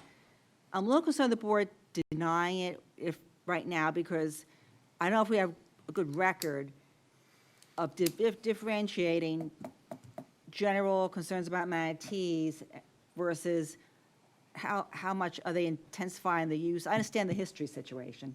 So I'm suggesting to you, if anyone makes a motion to approve, I don't know they will, that we really should continue the matter and ask for the applicant for more information. I think we need legally enforceable conditions. I mean, they're saying a lot of good stuff here about the DP, this and that. We need that attached to our ordinance. And I'm saying that because in the past, if we've had to enforce these ordinances, we need what we're enforcing in the ordinance, if it's a code enforcement thing or injunction thing. Because I'm a little concerned about outright denial at this point, because they do have the zoning for the use, and they are existing use. So, and then when you get the additional information, if you still have, consistent issues, you can still deny it. But I'm just trying to beef it up a little bit. I make sure we're not getting to the prior litigation with Mr. Caboti and the right to use the canal. We're not getting into that. I know the board knows that, but I just want to make it clear on the record what we're voting up or down. So I think the applicant needs to submit more information on their operation, how they're addressing all these issues that just came up, and that should be attached to the ordinance so we can enforce it. Let me ask you, Mr. Chair, if I may. Commissioner Van Ossenbroek. The fact that the applicant hasn't provided enough information, how is that a problem for the board? Isn't that their problem? Aren't they ultimately get denied if they didn't bring enough information forward? Why is it unfortunately- my responsibility to send them back to do their job for them? That's their problem. Well, unfortunately, usually we have sort of like a dress rehearsal, PC, where all this is fleshed out. Right, they've And already we didn't done have that. any of that. But But we they didn't already have went any of to this PC. testimony. Hey, They already sir, went to PC. We can't take more comment from you. I was just going to say. Sir, Yeah, right now we have to but just we're in address deliberation, so, board questions. Yes, sir. And, I mean, he did have his dress rehearsal. He went to PC. The fact well, I'm that he just didn't do saying it that there I and didn't they bring do up it the here. issue of possible operational conditions because we didn't have it in the record for me to look at. It Sure. just came up today, so I'm just offering that as an option if the board wanted to consider it. Otherwise, we have to, well, if it did get denied, I got to bring back written findings, and I don't feel the record gives me quite enough right now to, I can't use feel good, protect Manatee stuff to support denying it, That's okay? not on my list, don't Okay, worry. okay. Yeah, and nor is the lawsuit. I mean, yeah, he is in a lawsuit. I just with- want to be careful, I'm Yeah. just pointing that out. I mean, he's in trouble with Manatee County Code Enforcement, he's in trouble with DEP, he's being sued by his neighbors. I mean, we could throw all that in there, but I'm not basing my opinion on the fact that doesn't have riparian rights to the canal to begin with. I'm not basing my opinion on that. I assume I have the floor because I was on Yes, the sir. board, sir. Yes, sir, Okay, have the floor. thank you. I have so many notes.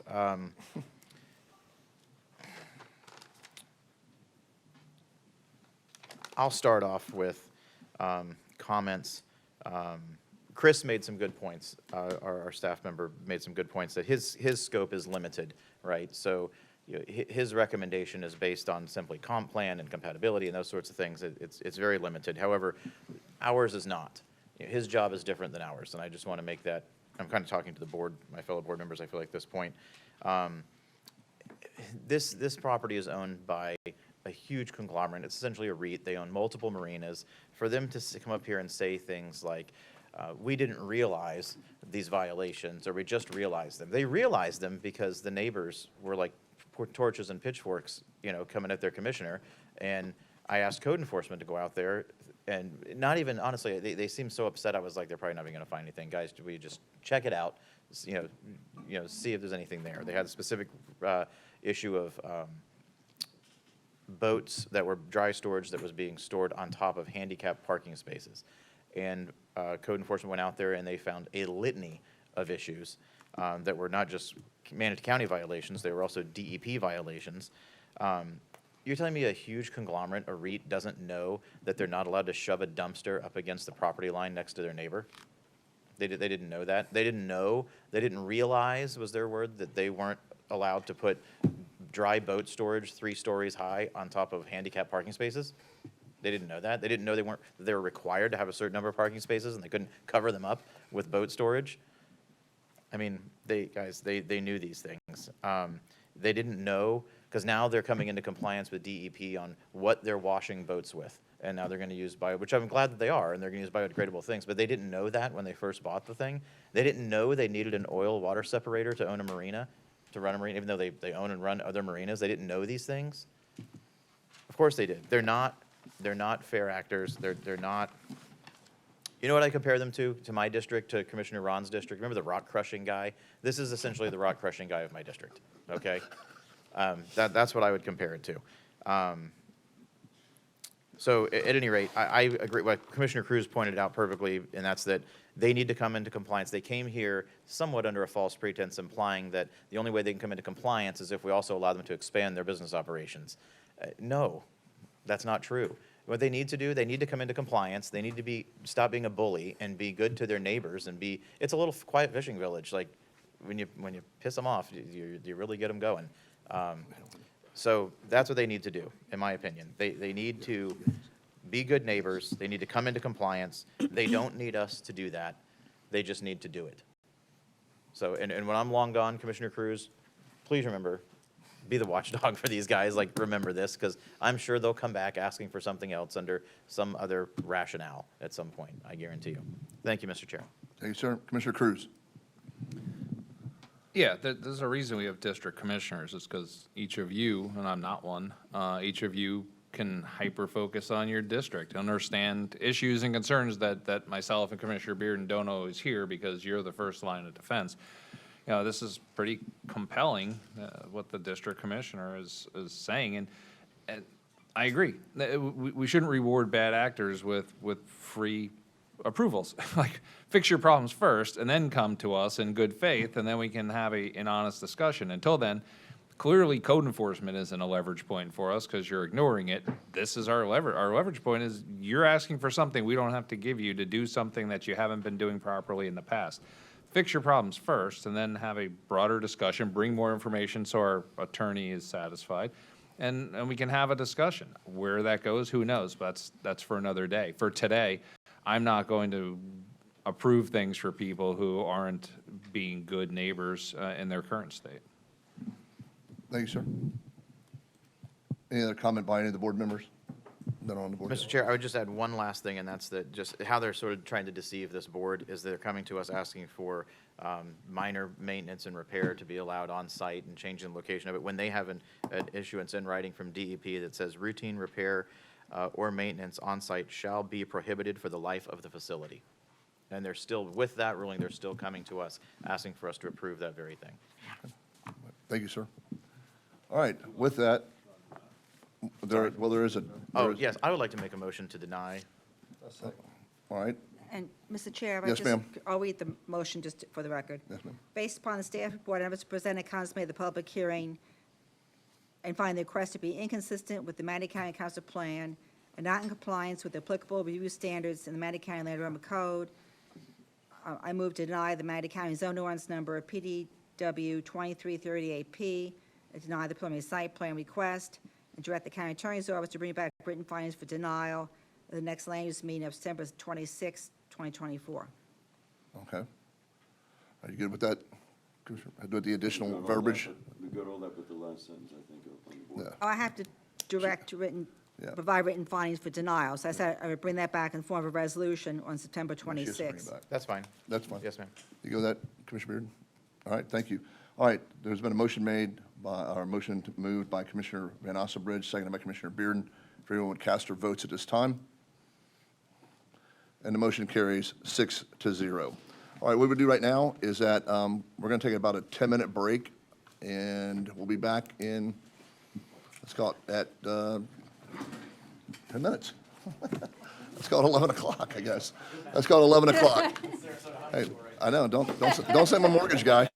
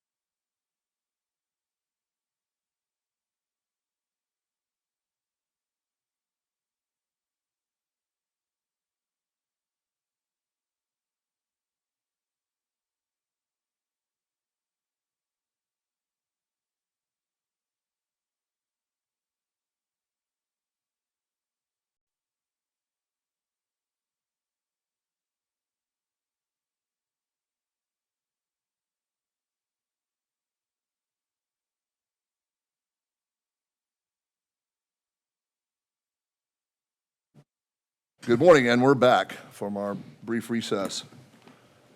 We're now moving to items number 10 and 11. Ms. Knapp, could you please read those into the record, please? Yes, opening items 10 and 11 together. The first is Plan Amendment 2313, Ordinance 2409, Bradenton Crossing Small Scale Comprehensive Plan Map Amendment. This is a privately initiated small-scale map amendment to the future land use map of Element 2 of the comp plan, amending approximately 35.25 acres of specific real property generally located on the southeast quadrant of the intersection of US 41 and 13th Avenue East from major public, semi-public 2 and urban industrial future land use to retail office residential future land use classification.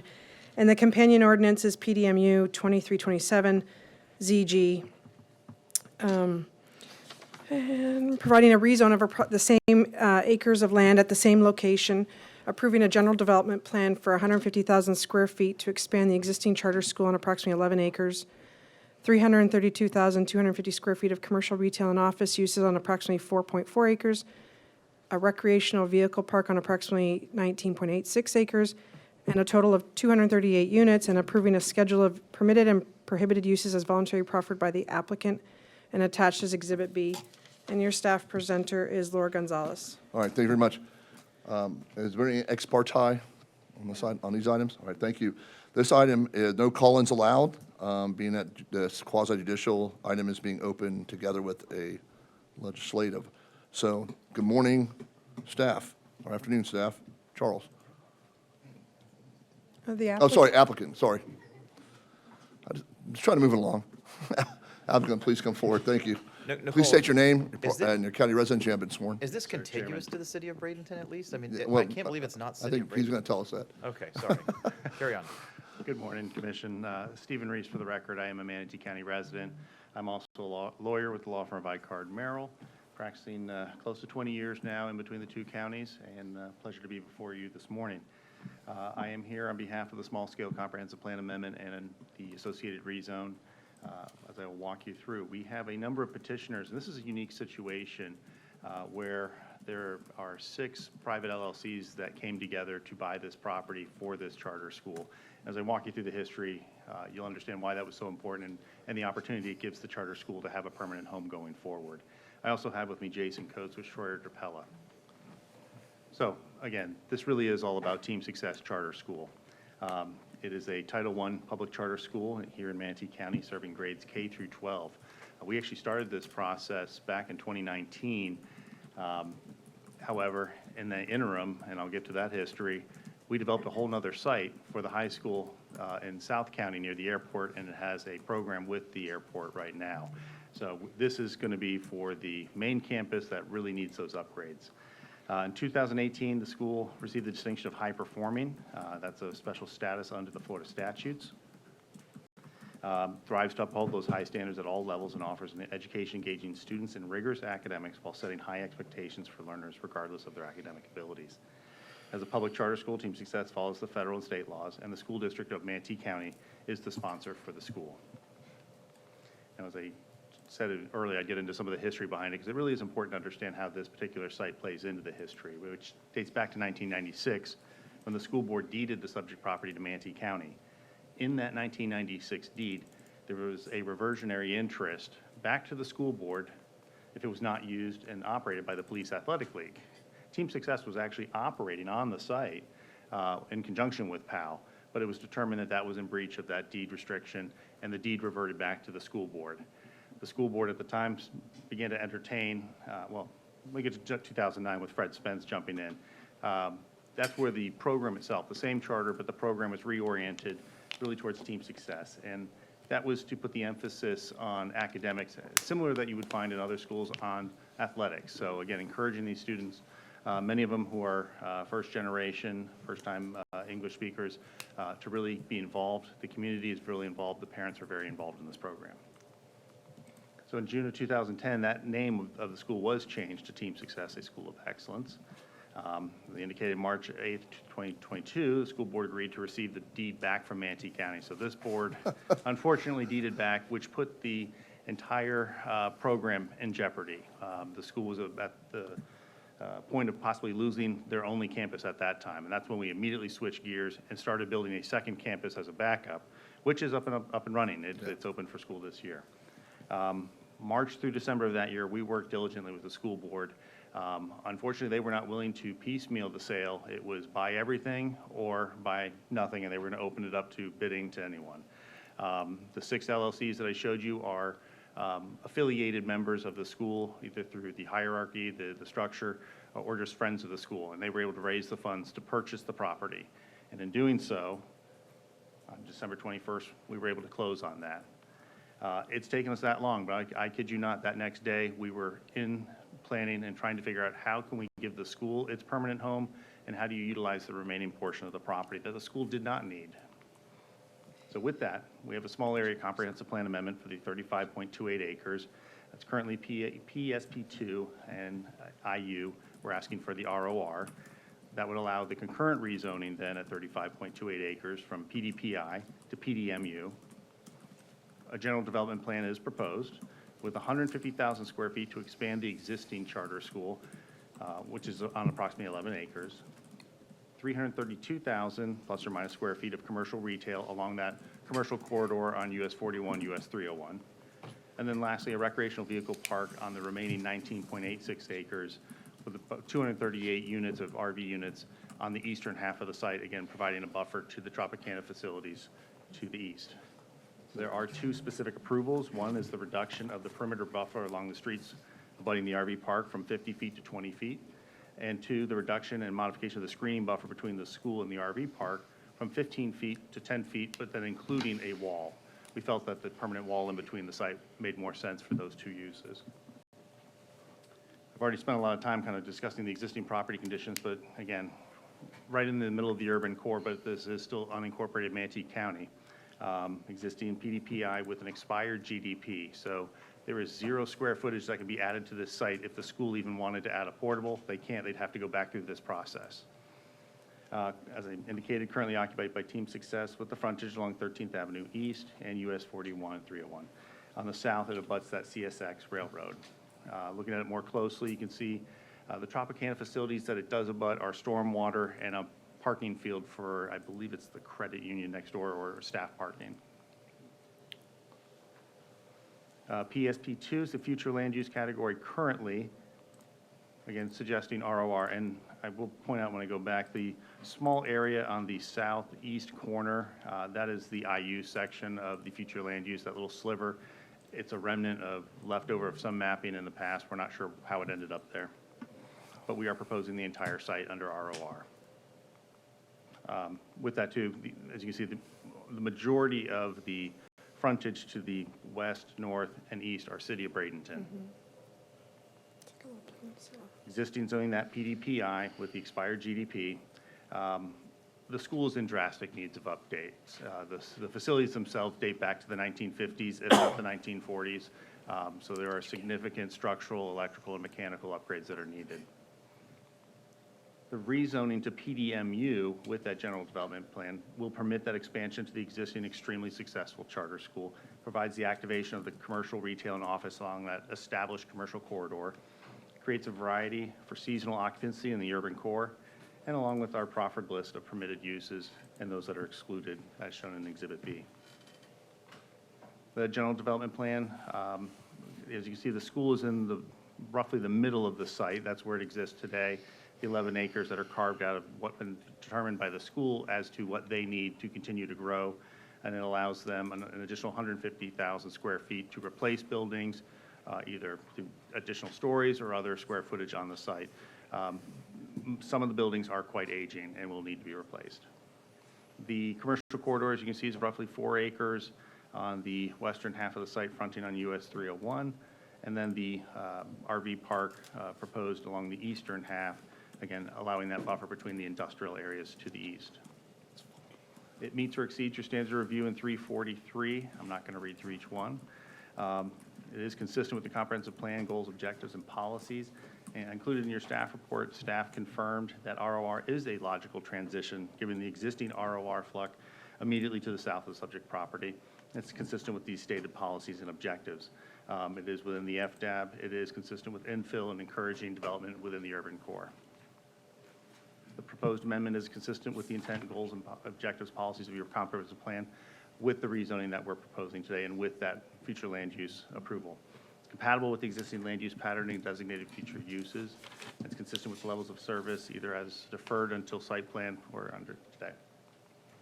Again, the summary, small area comprehensive plan amendment from PSP2 to IU to ROR, the concurrent rezoning from PDPI to PDMU, the approved general development plan, again, most importantly, to allow the school to expand 150,000 square feet.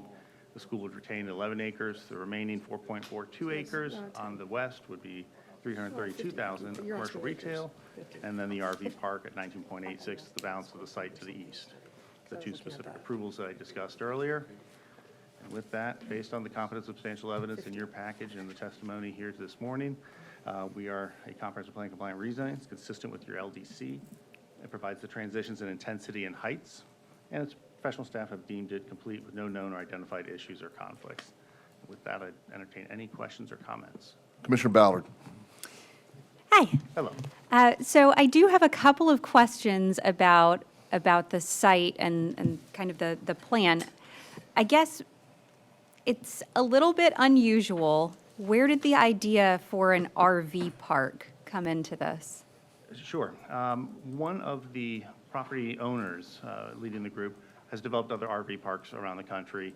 So he's very familiar with the seasonality of it. And we felt that particularly that area and providing that type of buffer to industrial, which is a very difficult district to transition from, because they're not permanent residents, they will have full knowledge, according to the statement issued by Tropicana as well, that they are a long-standing industrial complex. They can be noisy, they can be smelly, although I kind of like that smell in the winter. Me too. It shows you're local. Burning oranges. But we felt that provided an opportunity for a demand for RV parks within the urban core. People can walk to other services within the city of Bradenton. But again, establishing that it's not a permanent residence against that industrial complex. And then I guess my next question regarding the RVs is we have room for 238 RVs. I'm a little concerned about hundreds of RVs driving down First Street and trying to get into this site, and also down 13th Street. What is, has there been a traffic study? Or is that later in the Traffic process? study's been deferred until site plan. Okay. So again, those types of issues will be looked at when we know the total count and what the actual configuration of the site will look like. Okay, so, It's possible all 238 sites may not be possible to fit on the site. okay. My next concern is a little unusual and maybe a little bit outside the scope of today, but something to think about. So, we have a school site, lots of children, and then we have kind of a little bit of a population that's not permanent, that's going to be moving in and out and is directly next door. Have you considered the possibility of sexual predators moving onto the site, and how are you intending to prevent that? Sure. And obviously, with the development interest who owns the land as part of the school as well, they share that concern. Some of our research initially, took that into consideration. One, an RV park is not a permanent residence. Under the county code, they're limited to no more than 6 months in any 365-day period. If I could get the overhead, I don't know how well this is going to show up. I did want to point out that I did check the Florida statute, section 775.215, subsection 1D, does define school to include public or private school, which would cover charter schools. And it does indicate that a person who's been convicted of a violation of,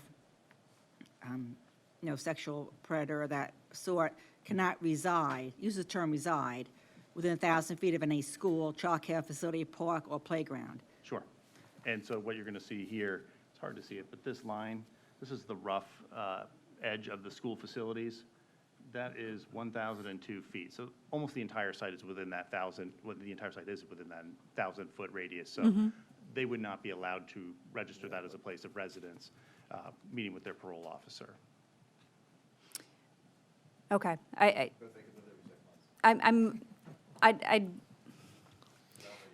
I'd like to see a little bit more, I'd like to see that fleshed out, because, so are there going to be people who can move in for very short-term periods? So, you know, if there's somebody who's going to be there for a week or 2 weeks, I think I need to know a little bit more about the requirements for registration to ensure that you're not going to have people who are on this site who are putting these kids in danger. My client is not here today, but I can firmly commit that they would have no problem putting into their regulations to check into this park to prove that you're not a registered sex offender, and that they would not allow a space for registered sex offenders in this park. Okay. So going back a little bit to the traffic concerns, will it come back before this board at that preliminary site plan stage so that we have the ability to flesh out those potential traffic issues a little bit more? I want to bring Jason Coates up. He's our engineer and he can address the traffic a little more. I'm Jason Coates, Georgia Powell Engineering, and I have been sworn. Typically, yeah, we will come back with traffic reports after they're done, once they're done and we have the final design. And obviously, when you have RVs coming in, they're all not going to come in the same day. So they're going to come in a staggered I get that. process. So, and we will have in for all the commercial and for every trips and everything based on the use and everything. It will come in depending on that. So ultimately, we've done preliminary, gone through staff with preliminary just on the demands of it, just on with this. But again, we'll address the exact amount of units that we'll have we go through the FSP process. Okay. So, Yeah, and Commissioner, I did want to suggest to staff, when our traffic person comes down to testify, he might be able to flush that a little more or suggest a stipulation. Normally, you won't see the details. Right. But it could be at FSP, the staff will look at those details, you can stip it. Okay. But let staff address that. And then I have a question about utilities. Are utilities on this site provided by the city? Yes. Okay. City of Bradenton, utilities, water, and sewer. Okay. We've already gone through with them and gotten It approval is. from them too, that they're going to be providing it, and Manatee County has authorized us to, that they've accepted that city will be providing it. Okay, and so does the city have any, being that they provide utilities, do they have any input on? Yeah, we'll process through them as well. Okay, you So, process through them as well.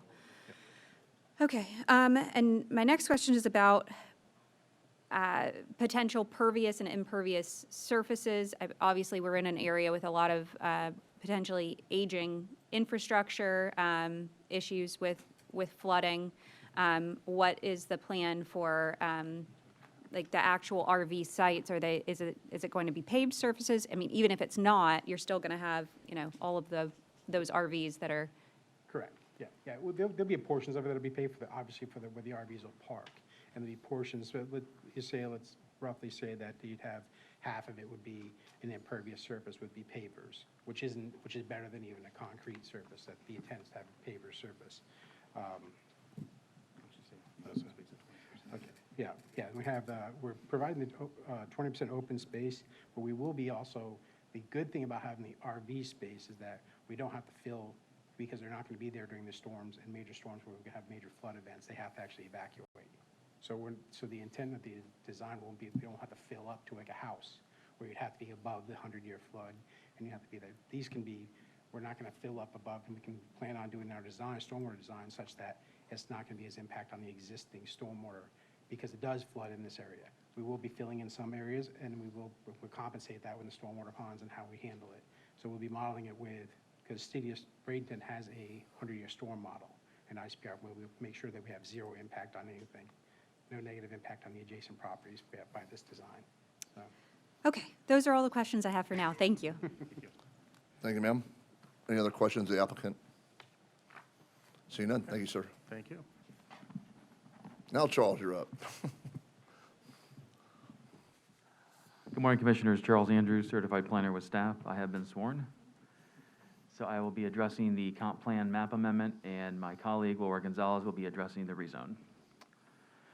So this request is a privately initiated small-scale comprehensive plan map amendment on 35.28 acres going from PSP2 and IU to the RRR, Retail Office Residential, Future Land Use Classification.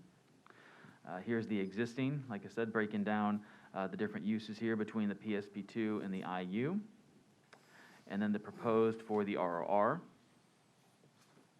Here's some pictures of the site here, located at the southeast quadrant of the intersection of US Highway 41 and 13th Avenue East, like I said, on 35.28 acres. Here's another picture of the site here. It's comprised of one parcel. The zoning is PDPI, Plan Development Public Interest. As stated, there's 2 future land use classifications on it, and is currently not located within any established overlay districts. Like I said, the zoning is PDPI, and the property is kind of on a little peninsula there. We have the city of Bradenton to the north, to the east there with Tropicana, and then to the west across 41. Red Barn is a little to the south there within the county. Future land use here is outlined. And then the site history, the property was originally designated as IL, Industrial Light, and IU, Industrial Urban, back in 1989. There was a comp plan amendment to change a piece of that to PSP2 back in 2006. There was an IU sliver there at the bottom, as outlined by the applicant, that has stayed, which will be addressed with this comp plan map amendment. And there are no other comp plan related approvals on the site. So the positive, negative, and mitigating, the RRR serves as an infill because the property is within an existing area of the county that's highly developed. The property is located west of the FDAB, so it's within, it serves as infill development. And then property is located between existing development, as said, it serves as infill. The RRR, under negative aspects, is a more intense classification, so it allows for an increase in density intensity that you would find, creating potential adverse impacts. And then the mitigating measures is that any future development of the site, as you'll hear from Ms. Gonzalez, would comply with the land development code, including buffers, setbacks, open space, would address those. So here's some policies here outlined in the staff report regarding the comp plan consistency. Here's some more policies regarding FDAB, limiting urban sprawl because it's an infill project. And then here is the site as well, looking at residential, commercial developments there that are existing. So in conclusion, it's the opinion of staff that the comp plan map amendment to RRR, it's consistent with the comp plan and the applicable provisions of the land development code. And I'm here if you have any questions. All right, any questions of Charles on the text amendment? All right. And I'll defer to Ms. Gonzalez. All right, thank you.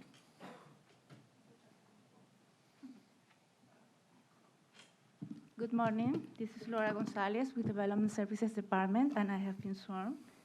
Okay, this is a rezone application from Plan Development Public Interest to PDMU, Plan Development Misuse, with a general development plan to allow the expansion of the existing charter school with additional 115 square feet, 332,250 square feet of commercial, retail, and office uses on approximately 4.42 acres, and a recreational vehicle park on approximately 19.86 acres with a total of 238 units.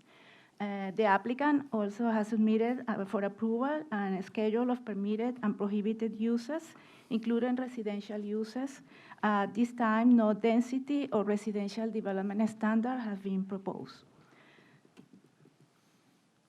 This is the location of the site, and as my colleague has mentioned, it is surrounded by city of Bradenton to the north, east, and west, with a mix of residential, commercial, and office uses, and commercial and light industrial uses to the south, separated by the railroad tracks. This is the future land use map. I am not going to talk about this because my colleague has covered the small-scale comprehensive plan amendment to ROR. Just to mention that this rezoning request is conditioned upon the approval of the comprehensive plan amendment, as the current future land use category do not support the proposed uses. This is the zoning map with the existing PDPI zoning district. And the proposed PDMU will allow the proposed uses, the commercial uses and the recreational vehicle park. This is the proposed GDP that the applicant has shown to. We have seen the charter school in the center of the site with the commercial use proposed along the US 41, US 31, and the recreational vehicle park to the east, and the access points that they are also proposing. We have here a brief summary of some standard of the Land Development Code that they are complying with, except for the specific approval that the applicant has explained. They comply with the requirement of the buffer requirements, as well as the setbacks and the requirements for the RV lots.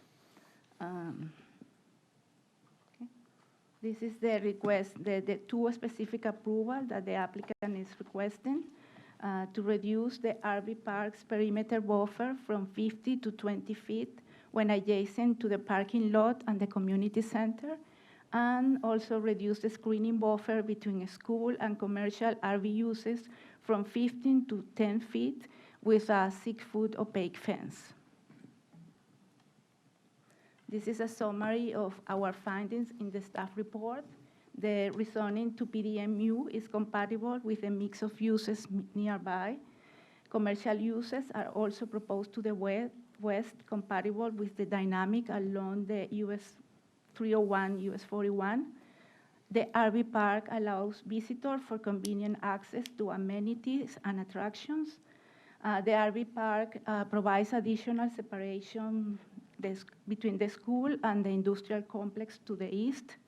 Negative aspect, the commercial use to the west and the RV park to the east have the potential to disrupt the educational activities at the existing charter school. The RV park adjacent to an industrial area faces noise, traffic, and limited views that can create less demand of the visitors that probably they won't be in that place. And also safety along the 13th Avenue could decrease with the proposed access points. I think they are proposing 5 access points on 13th Avenue. As a mitigating measures, the proposed buffer, setbacks, and landscaping are in compliance with the Land Development Code, except for these two specific approval. And these elements will mitigate potential incompatibilities with surrounding uses and internally. Access point on 13th Avenue should be reviewed with the City of Bradenton, and operational analysis shall be submitted at time of the final site plan. With the proposed stipulation and requested specific approval, and staff finds the request to be consistent with the policies of the comprehensive plan and the applicable review standards of the Land Development Code, subject to the comprehensive plan amendment PA-2313 Ordinance 2409 being adopted by the board and becoming effective. Any question? Any questions for Ms. Gonzalez?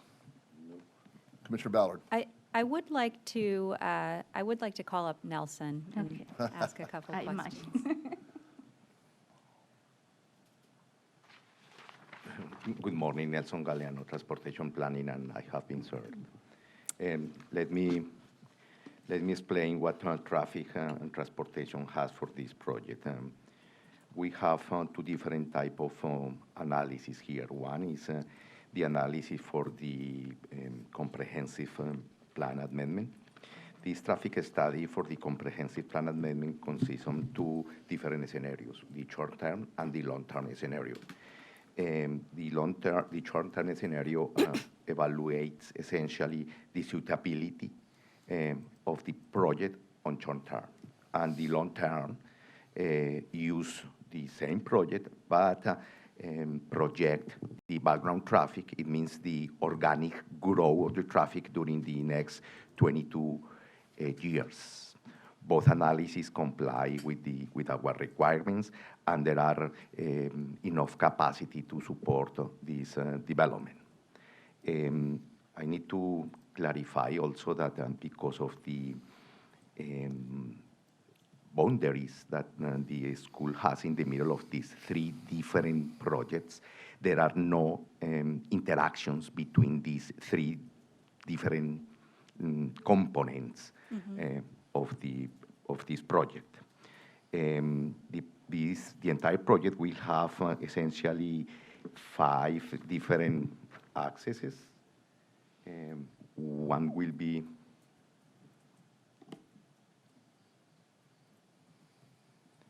here, yes. This access will be removed, and these will be new accesses along with these two. Each component of the project will have an access. We consider this one access because it is in and out, and it is related to the school. Because, okay, that is the CPA. For the rezone, it is essentially similar to the short-term scenario for the comp-plan amendment, very similar. Again, we evaluate the suitability of the project into the roadway network.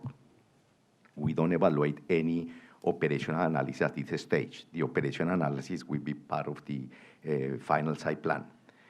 We don't know exactly how will be the access configuration. For that reason, we don't know what type of queues or length of the turn lanes, if feasible, will be part of this development.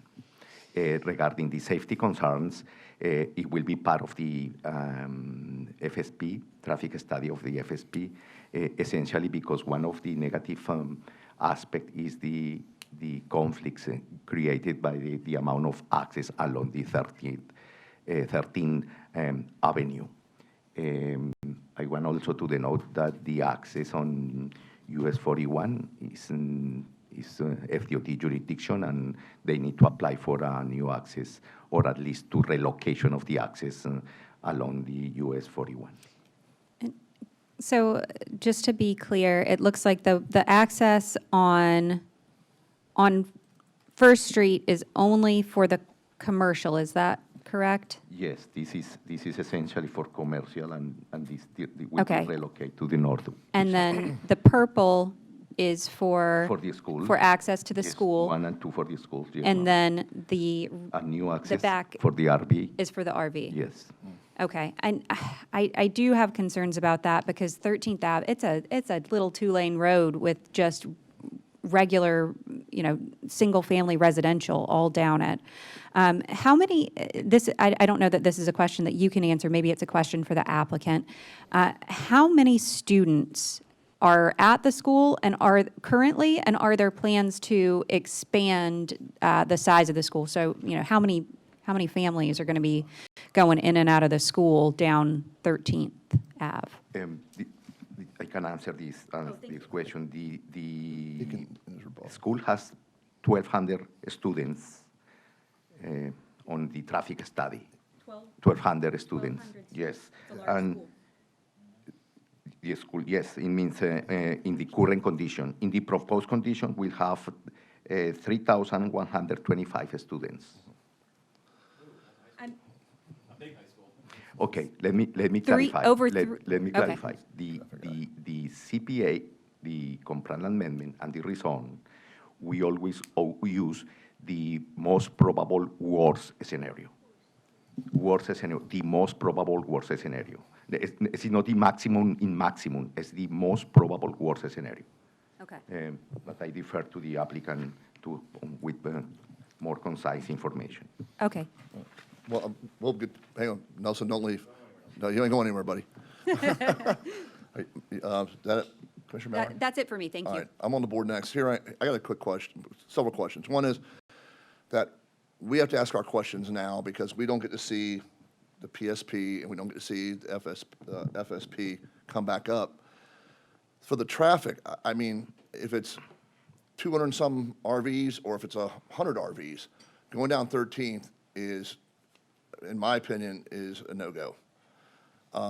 There's just no way that road will support, that's a 2-lane road, you can barely get 2 cars down, and you got trucks coming from Tropicana down that road all the time, cutting over to US 41 or 301. You know, it's a residential, it's not I mean, I don't even know if it's a thoroughfare, considered a thoroughfare road, but my concern is again, I don't care if it's 238 or 100, that road cannot support that RV, that commercial RV. I would propose, I can't propose anything, but I would like to see the applicant do something with FDOT and come off of 40, US 41 or 301 there to configure a way to come down that way to get to the RV park and pull that right in, right out, and put that on a major it's a major US highway, rather than trying to shove all these RVs, which are wide. I mean, RVs, they ain't small. And my sister has one that's 32 feet long.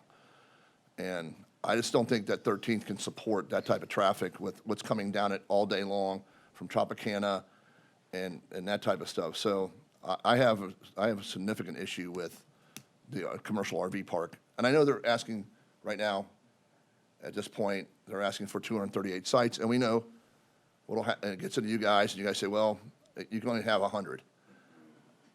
Even 50 is too many. And I don't know what time of year they're coming, or off and on, or whatever, but it's still exposure to the residents that live on that road. And unless you can get me happy with that. Yes, your concerns are totally valid, but let me explain 2 things. First, this roadway is maintained by the city, one thing. And the other, there are different tools that the applicant can use when submit the FSP. Let me explain. The concept of livability. Livability means coexisting with different land uses. This area is specifically an industrial area because it is Tropicana. We have a master plan in Tropicana. We know that a lot of trucks circulate around Tropicana. But at the same time, we have residential close to Tropicana. And that is the best location to apply livability concepts. It is essentially the same that happens on international trade on 51st, close to US 301 on the interchange on 75. It means we have different land uses, we have different users on the roadway, and there are different tools that support coexistence in the area. Okay. Is there anything that we can do or anything that they can proffer that would stop anybody come off of US 301, 41, making that right-hand turn and going down that way, rather send them up 9th by Tropicana, which is like 6 lanes, and then back down 13th? This is part of the operational analysis that will be required of the FSP. No matter what, how will be without concurrency. Remember, we repel concurrency, but at the same time replace with another type of analysis. And this analysis should consider the operational analysis should consider this type of items in order to see the coexistence of different type of traffic. Yes, sir. It means it should be part of the analysis. Okay. All right. Thank you, sir. Commissioner Van Alstenbridge. Thank you, Mr. Chair. I have similar concerns, Nelson, as you are on 301 and your northbound turning right onto 13th is very tight. They ain't gonna make it. And Tropicana has a truck route in place, so their vehicles go to Manatee Avenue and then head east to 9th Street East and then turn south and come down 9th Street to Tropicana. It's a 2-lane road, Yeah. but it's very wide because Tropicana has improved the road for the staging of semis on the road, because before you pull into the check station and the scale, you have to sort of stage and queue up in those identified locations. So this reminds me of Chick-fil-A in my district, right? The city approved Chick-fil-A on city property that was on a county road, and the road problems, you know, the traffic concerns became ours after the approval, after the fact. And that's my concern here. I don't want to do the same thing to the city that they did to us. Ms. Shank, are there ways where we can communicate with the city? And I also, at the same time, I'm a firm believer the applicant, it's the responsibility of the government to improve the road and the infrastructure. It's not the responsibility necessarily of the applicant if we have substandard infrastructure in the middle of town, right? I mean, it's not like we're out on a rural road here or anything. We're in the middle of town. So, I mean, are there ways which we can communicate with the city before we move forward? I feel like they should have some kind of a say in this. No, for the staff, I think they do coordinate with City of Bradenton, and they, We usually coordinate with the city with projects like this. Have we Yes. coordinated with them on this regarding 13th Avenue? Excuse me, sir? Have you communicated with the city of Bradenton on this particular project regarding 13th Ave? Not yet, not yet, Not yet. not yet. So I feel like that's something that should be done before it comes to us. That is my reservation. And Mr. Chair, I don't see FDOT approving a curb cut on 301 for RVs. There's no way. I mean, that's such a cluster as it is. There's no way in hell they're going to approve a curb cut for RVs on 301. So it has to be somehow worked out with, and perhaps it's XL, decel lanes, right, that the applicant provides on 13th from their property. That can be done easily. I don't see it proposed, but maybe we're not there yet. That's where I stand. Thank you, Mr. Chair. All right, thank you, sir. Can I just play devil's advocate here for a second? Well, I mean, yeah, can you get on the board for me? Okay. The clerk needs it.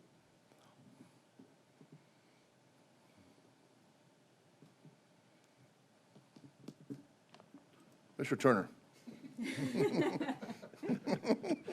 The clerk could have made it live. Devil's advocate here. I mean, we're talking about all this traffic with RVs. They're not all going to be coming in at once. So when you do your traffic analysis, like, is it based on the people coming and going in their cars and things like that? They're coming in all in one go? Okay, what? I mean, too, if people like go to a Pirates game, they come down for spring training, they would stay there. So. It's not like caravans. It's not like your Airstream caravan you participate in, but I mean. This size is a little bit weird because essentially our analysis goes essentially with the PM peak hour, but the operation analysis goes with the peak hour of the generator. The school, for example, the peak hour of the school is totally different than the the peak hour of the commercial side, and by sure will be different the peak hour of the RV side. I assume that the peak hour of the RV side will be Saturday. I don't know. I don't know by heart, but it requires a detailed analysis, and each type of traffic has a different peak hour that should be part of the operation analysis. We don't design and we don't analyze everything at the same time because it doesn't happen. Okay. Thank you, sir. Thank you. Hey, not you, Nelson, you're not done yet. I'm back on the board, Mr. Commissioner Chair. Van Ostenbridge. Thank you. We've focused heavily on the RV park, but we haven't focused that much on the school, and I'm glad you brought it up. I understand potential capacity is not actual capacity, right? But this is K through 8, I assume, because they're building a high school off campus somewhere else, so this would be a K through 8. So no one's driving themselves, right? So every kid is going to need to be picked up or transported, one or the other. So what I didn't see on that site plan, if you want to call it that, is an area to queue cars for afternoon pickup and morning drop-off. And that, as a lot of us know from neighborhood elementary schools, very quickly becomes a traffic nightmare. So I was wondering, what have we done to achieve a queuing location for all of these, maybe the applicants who I need to ask. Thank you, Commissioner. Great question. And one I did not get to cover in my presentation. Team Success is unique in that their busing provides transportation to and from this location for over 90% of their students. The remaining portion are parents that drop them off. No one walks to the site. Same for their facility in South County. Busing is provided almost exclusively to the student. And the site is set up for those buses to enter, to queue, and also to maintain on site off 13th Avenue. To the points raised about access coming directly onto 13th Avenue, I think using the established truck route that Tropicana uses is a great idea. RVs are larger vehicles anyways and would likely want to find the path of least resistance. So we could easily commit to providing that as a requirement, similar to the other requirements in our check-in process. I am not an RVer, but I know two of them, my parents, and they have very strict check-in processes for RV parks in terms of when they allow you to come in. They designate the route to get there. They are well-run. This is an established operator, so both of those, I believe, we could be accommodated within stipulations to address those concerns. One last question on the occupancy of the school. It is split, however, it's a single charter, so grades can be split between the two campuses as those occupancy loads change. I don't have the charter in front of me, but last I remember, it was limited to 1,350 under the current charter. Now, that could increase as the charter dictates, but from a transportation analysis, of course, they're using the worst-case scenario, and that's why those numbers look so inflated versus what's actually established in the charter. Thank you. Is that, sir? Okay, are you done? All right, thank you. All right, what I'd like to do right now is open up for public comment. Is there anyone in the audience who would come forward and give public comment on items 10 and 11? Seeing none, I'll close public comment. Is there any other questions for staff or applicant or anything like that from the board? Staff closing comments? None? Thank you, sir. Applicant? Thank you again, Commissioner Steve Reese, for the record. I'll keep my rebuttal brief, and we were able to cover most of it just now. This is a unique site. It is an infill development. The opportunity for the school to finally have a permanent home is what's driving this. Without the commercial being sold off and without the RV being sold off, it doesn't work. And you have a 35-acre property with structures dating back to the 40s that really have no other use. Many people thought it would be best to have multifamily throughout the site. We found this to be a better blend of uses that complement not only the existing commercial corridor along US 301, the RV parks, although unique in the area, does provide a seasonal occupancy for people wanting to be in town, maybe walk to the Marauder games, but also recognizing the industrial to the east. So it is a tough site to locate any use there, and we do believe this blend provides the best use and also preserves the school's future at this site. So with that, I'd be happy to address any questions. Thank you. Thank you. All right, is there any other deliberation comments from the board? You're on the board? Oh, I think I'll go flip over. Commissioner Ballard. So I will say, I'm not opposed to the idea. I understand the reason for the kind of, I understand that it's an unusual site, but I do have some concerns that I think I need to see resolved with regard to traffic specifically, and a couple of the other issues that I mentioned. I'd like to see a little bit more information before I would be comfortable voting for the map amendment and the rezone. Thank you, ma'am. Commissioner Cruz. Yeah, I think I'm in the same place. I mean, this is heart of downtown. We need redevelopment down there. I don't have a fundamental problem with the ROR. I want to make Team Success a success. But the way you're doing it is to put a bunch of stuff on here, but we don't get to see this again. And more so, this isn't even our road that we're talking about. So it becomes a problem here. And I agree with the concept of we can't hold it against developers or investors if the government doesn't provide infrastructure. But that's not really true when we're being asked to upzone something beyond what it's already zoned for. I mean, just because we give somebody more density or more allowance doesn't mean that we have, it's our responsibility to come running behind you and build infrastructure that wasn't planned for. We have infrastructure there based upon its current use, and it's not even our road to provide the infrastructure. So I agree with everybody. It's a good, maybe not everyone, but I think it's a good concept. I think it's a creative concept. It gives you an ability to monetize the excess portions of the land to help facilitate the school. But we still have to get people in and out of there.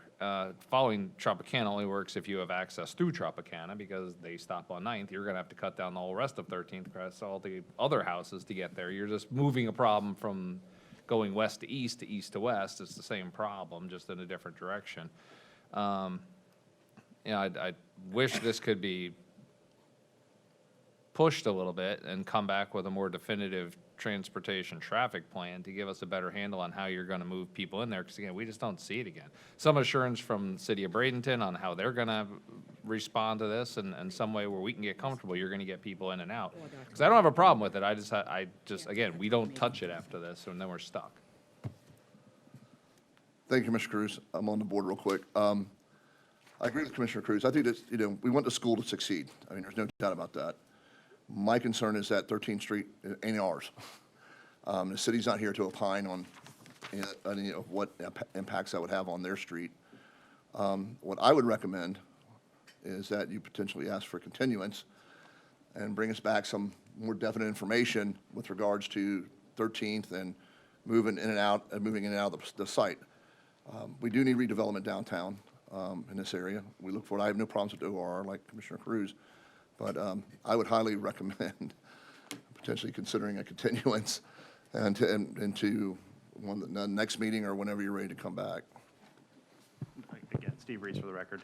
That's why I was stepping up with. Okay. I'm All right. reading Thank you, the sir. room. We want to be able to provide that kind of concrete details for you. We believe we can. We have met with the city. This process started with them about a possible annexation. They were not interested. So they recognized the road. I'm confident we can work through the concerns that have been raised today and come back with a project that meets all of the concerns and really allows this site to fill in that infill development. So yes, if you would, please consider our request for. Do you have any, Madam Attorney? do you have any recommendation on, we have September 26th or October 3rd or October 17th? I don't know how long your process will take. I mean, the only outside question is City of Bradenton and what their availability is to meet with us, but first one in October. Commissioner Van Osbridge will give you, First one in October, probably. Administrator Perry's October cell 3rd? number. Yeah. Okay. Yes, please. Okay, Mr. Chair, whoever makes the motion should continue the public hearing to October 3rd. Okay. Motion to continue to October 3rd. All right, thank you. Second. Second by Commissioner Van Osbridge. If anyone will cast their votes now. And the motion to continue carries 6-0. Thank you, sir. Thank you, gentlemen. We have two items. Oh, two items, sorry, but I thought the The other one doesn't other one would come back up unless we approve this one, so. So we're doing comp plan vote? Yeah, that was, Continue Two both of votes. them. do we need You have both to of them? continue both Okay, of I them. thought since we weren't continuing, so. Okay. All right. Same, all right, can you bring up the same motion? Oh.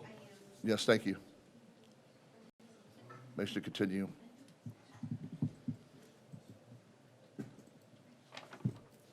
Okay. There's been a motion made by Commissioner Van Osbridge, second by Commissioner Ballard. If everyone will catch their votes now on item 11. And the motion carries to continue 6-0. Thank you. Thank you, Madam Attorney. All right, we're moving on. And our final agenda item of the day is item number 12, property management. Got a whole bunch of property management down here. Morning, Mr. Metter, how are you? I'm doing well, Commissioner. Thank you. Good afternoon, Commissioners. My name is Charles Metter. I'm the Property Acquisition Division Manager. I'm excited today to present to you the execution of the contract for sale and purchase of the Seafood Shack Marina Bar Grill property for a boat ramp expansion. Before you start, let me add one thing. Since this is legislative, call-in is allowed. Correct. Go ahead, sir, sorry. And real quick, is there any ex parte? No, it doesn't apply. That doesn't apply. Okay, thank you. Okay.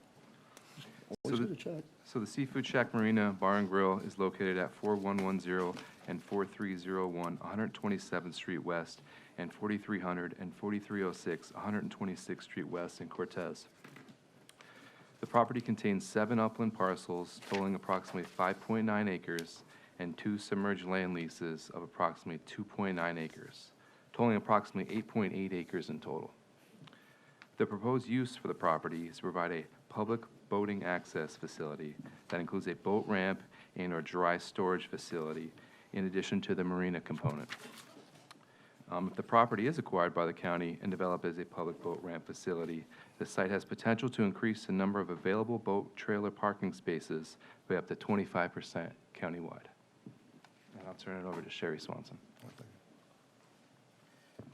Hello, Sherry Swanson, Ecological Marine Resources Division Manager. Yeah. I figured that. As Charles mentioned, the site has the potential to increase public access to boat ramps in Manatee County. As you can see on this map, the county currently operates 9 saltwater access public boat ramps, providing 17 launch lanes and approximately 234 trailer parking spaces. Considering Manatee County's population of over 400,000 residents as of 2023, and considering the Parks and Recreation Open Space Master Plan, the adopted level of service of 1 boat ramp lane per 7,500 residents, we should be offering approximately 59 boat ramp lanes, which means we have a deficiency of 42 lanes. We completed a high-level review of the property to determine development opportunities for a public boat ramp facility, considering various site layouts and combinations of amenities. Looking at the geometry and layout of the parcels, Parcel B, shown here, was identified as having the highest potential to support 2 to 3 lane boat ramp. Redesigning traffic patterns could offer flexibility for site development and separate residential traffic from boat ramp traffic. Through our high-level review, we came up with several concepts, but additional conceptual designs are possible. Based on our assessment, new trailer parking spots could vary between 58 and 65, the number of new car parking spots between 93 and 134, and the number of wet slips in the marina between 85 and 100. Currently, 94 wet slips are authorized for the property through the Sovereign Submerged Land Lease. The main takeaways from the site review exercise are that development of a boat ramp facility is possible. The county would be able to operate the marina wet slips, and modifying the 2 submerged land leases and temporary use agreements are routine procedures that could be initiated by Manatee County if the site was purchased. Consultation with the environmental permitting agencies will be needed to permit a boat ramp and to reconfigure the site layout.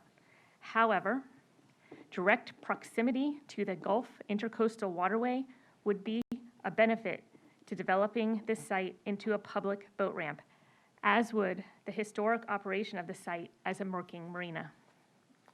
I'll turn it over to Tim.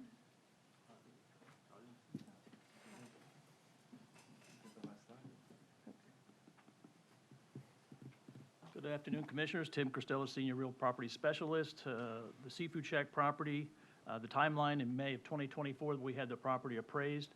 $12,550,000 was the appraised value from Colliers. Based on that appraisal, we spoke with the owner and negotiated a contract for sale and purchase for $13 million, including all improvements as well as some personal property that's part of the restaurant. In July of 2024, we did the environmental site assessment, phase 1. Based on the site visit, no environmental conditions existed at the time. The ESA report was reviewed by Natural Resources Program Manager and found acceptable. In July of 24, as Sherry mentioned, they did a boat feasibility report for a boat ramp, and it is possible to do what we're planning on doing. Today, we're respectfully requesting your approval for the contract to be executed, as well as adopting the budget resolution. Based on your approval, we anticipate the closing to happen in October. Thank you for your time, and that concludes my presentation, or All right. all of our presentations. Who's up? Anybody up next? Okay. All right, being that staff is the applicant, I'm assuming we're gonna have a bunch of questions, so. Anybody don't, There's no applicant, it's just a. No, it's their site. Approval of a purchase agreement. It's approval purchase agreement. Yeah. So And questions? I'll make a motion to approve.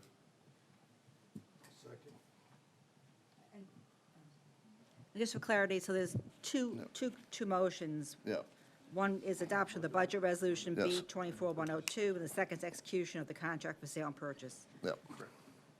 Are you making a motion for the, I did, you're doing both at the same time? yeah, I mean, Okay. I would figure we'd open it both at the same time. Okay, It I'm is. just making a motion, I'll make sure the motion applies to both. Okay, and then we have to public comment. Yes. Okay. There's been a motion made by Commissioner Van Ostenbridge, but we do have to open for public comment. Is anyone in the public would like to come forward and speak to this?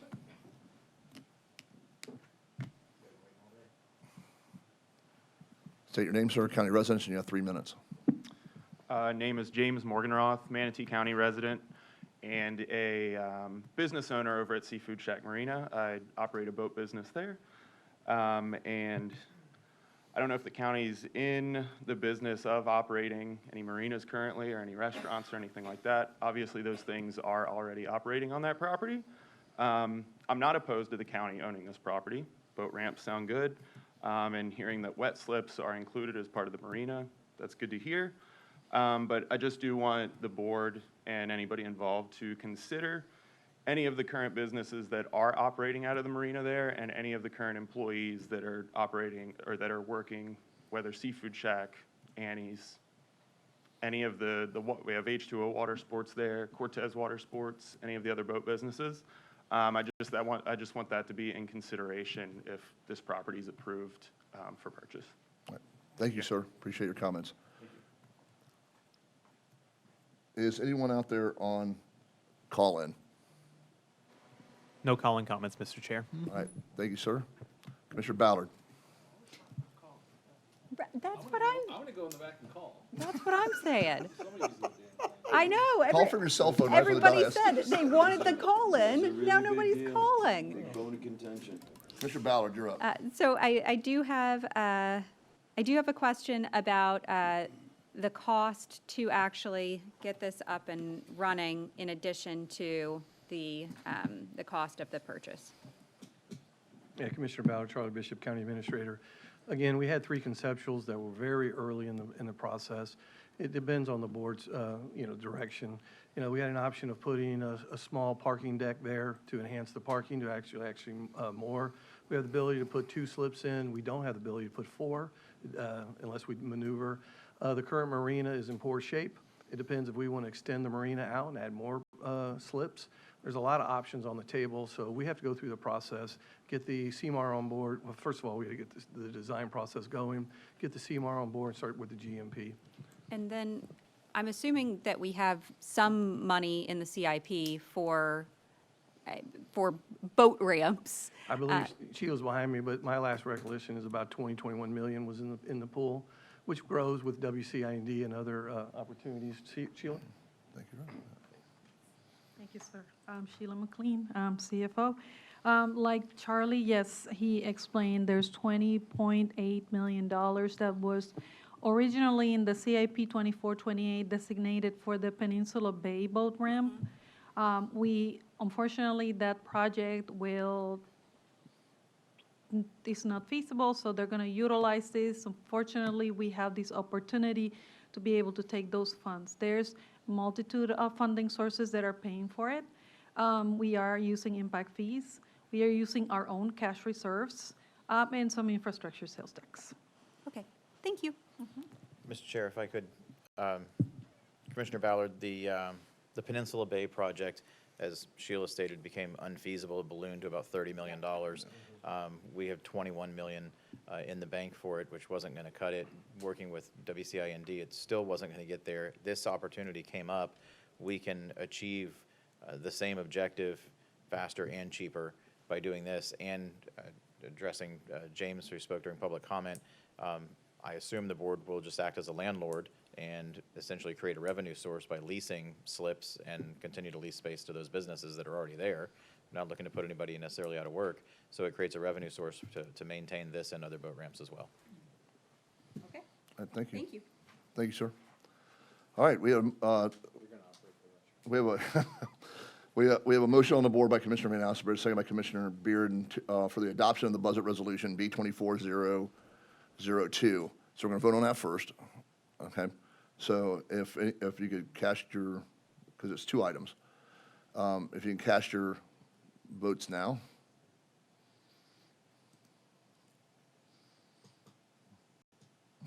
Okay, the adoption of the budget resolution carries 6-0. The next would be the execution of the contract. I have a motion moved by Commissioner Van Ossenbridge, second by Commissioner Bearden. For everyone cast their votes now. And that carries 6-0. Congratulations. The citizens, all the fishermen will be very happy that we have more boat ramps coming out with parking. All right.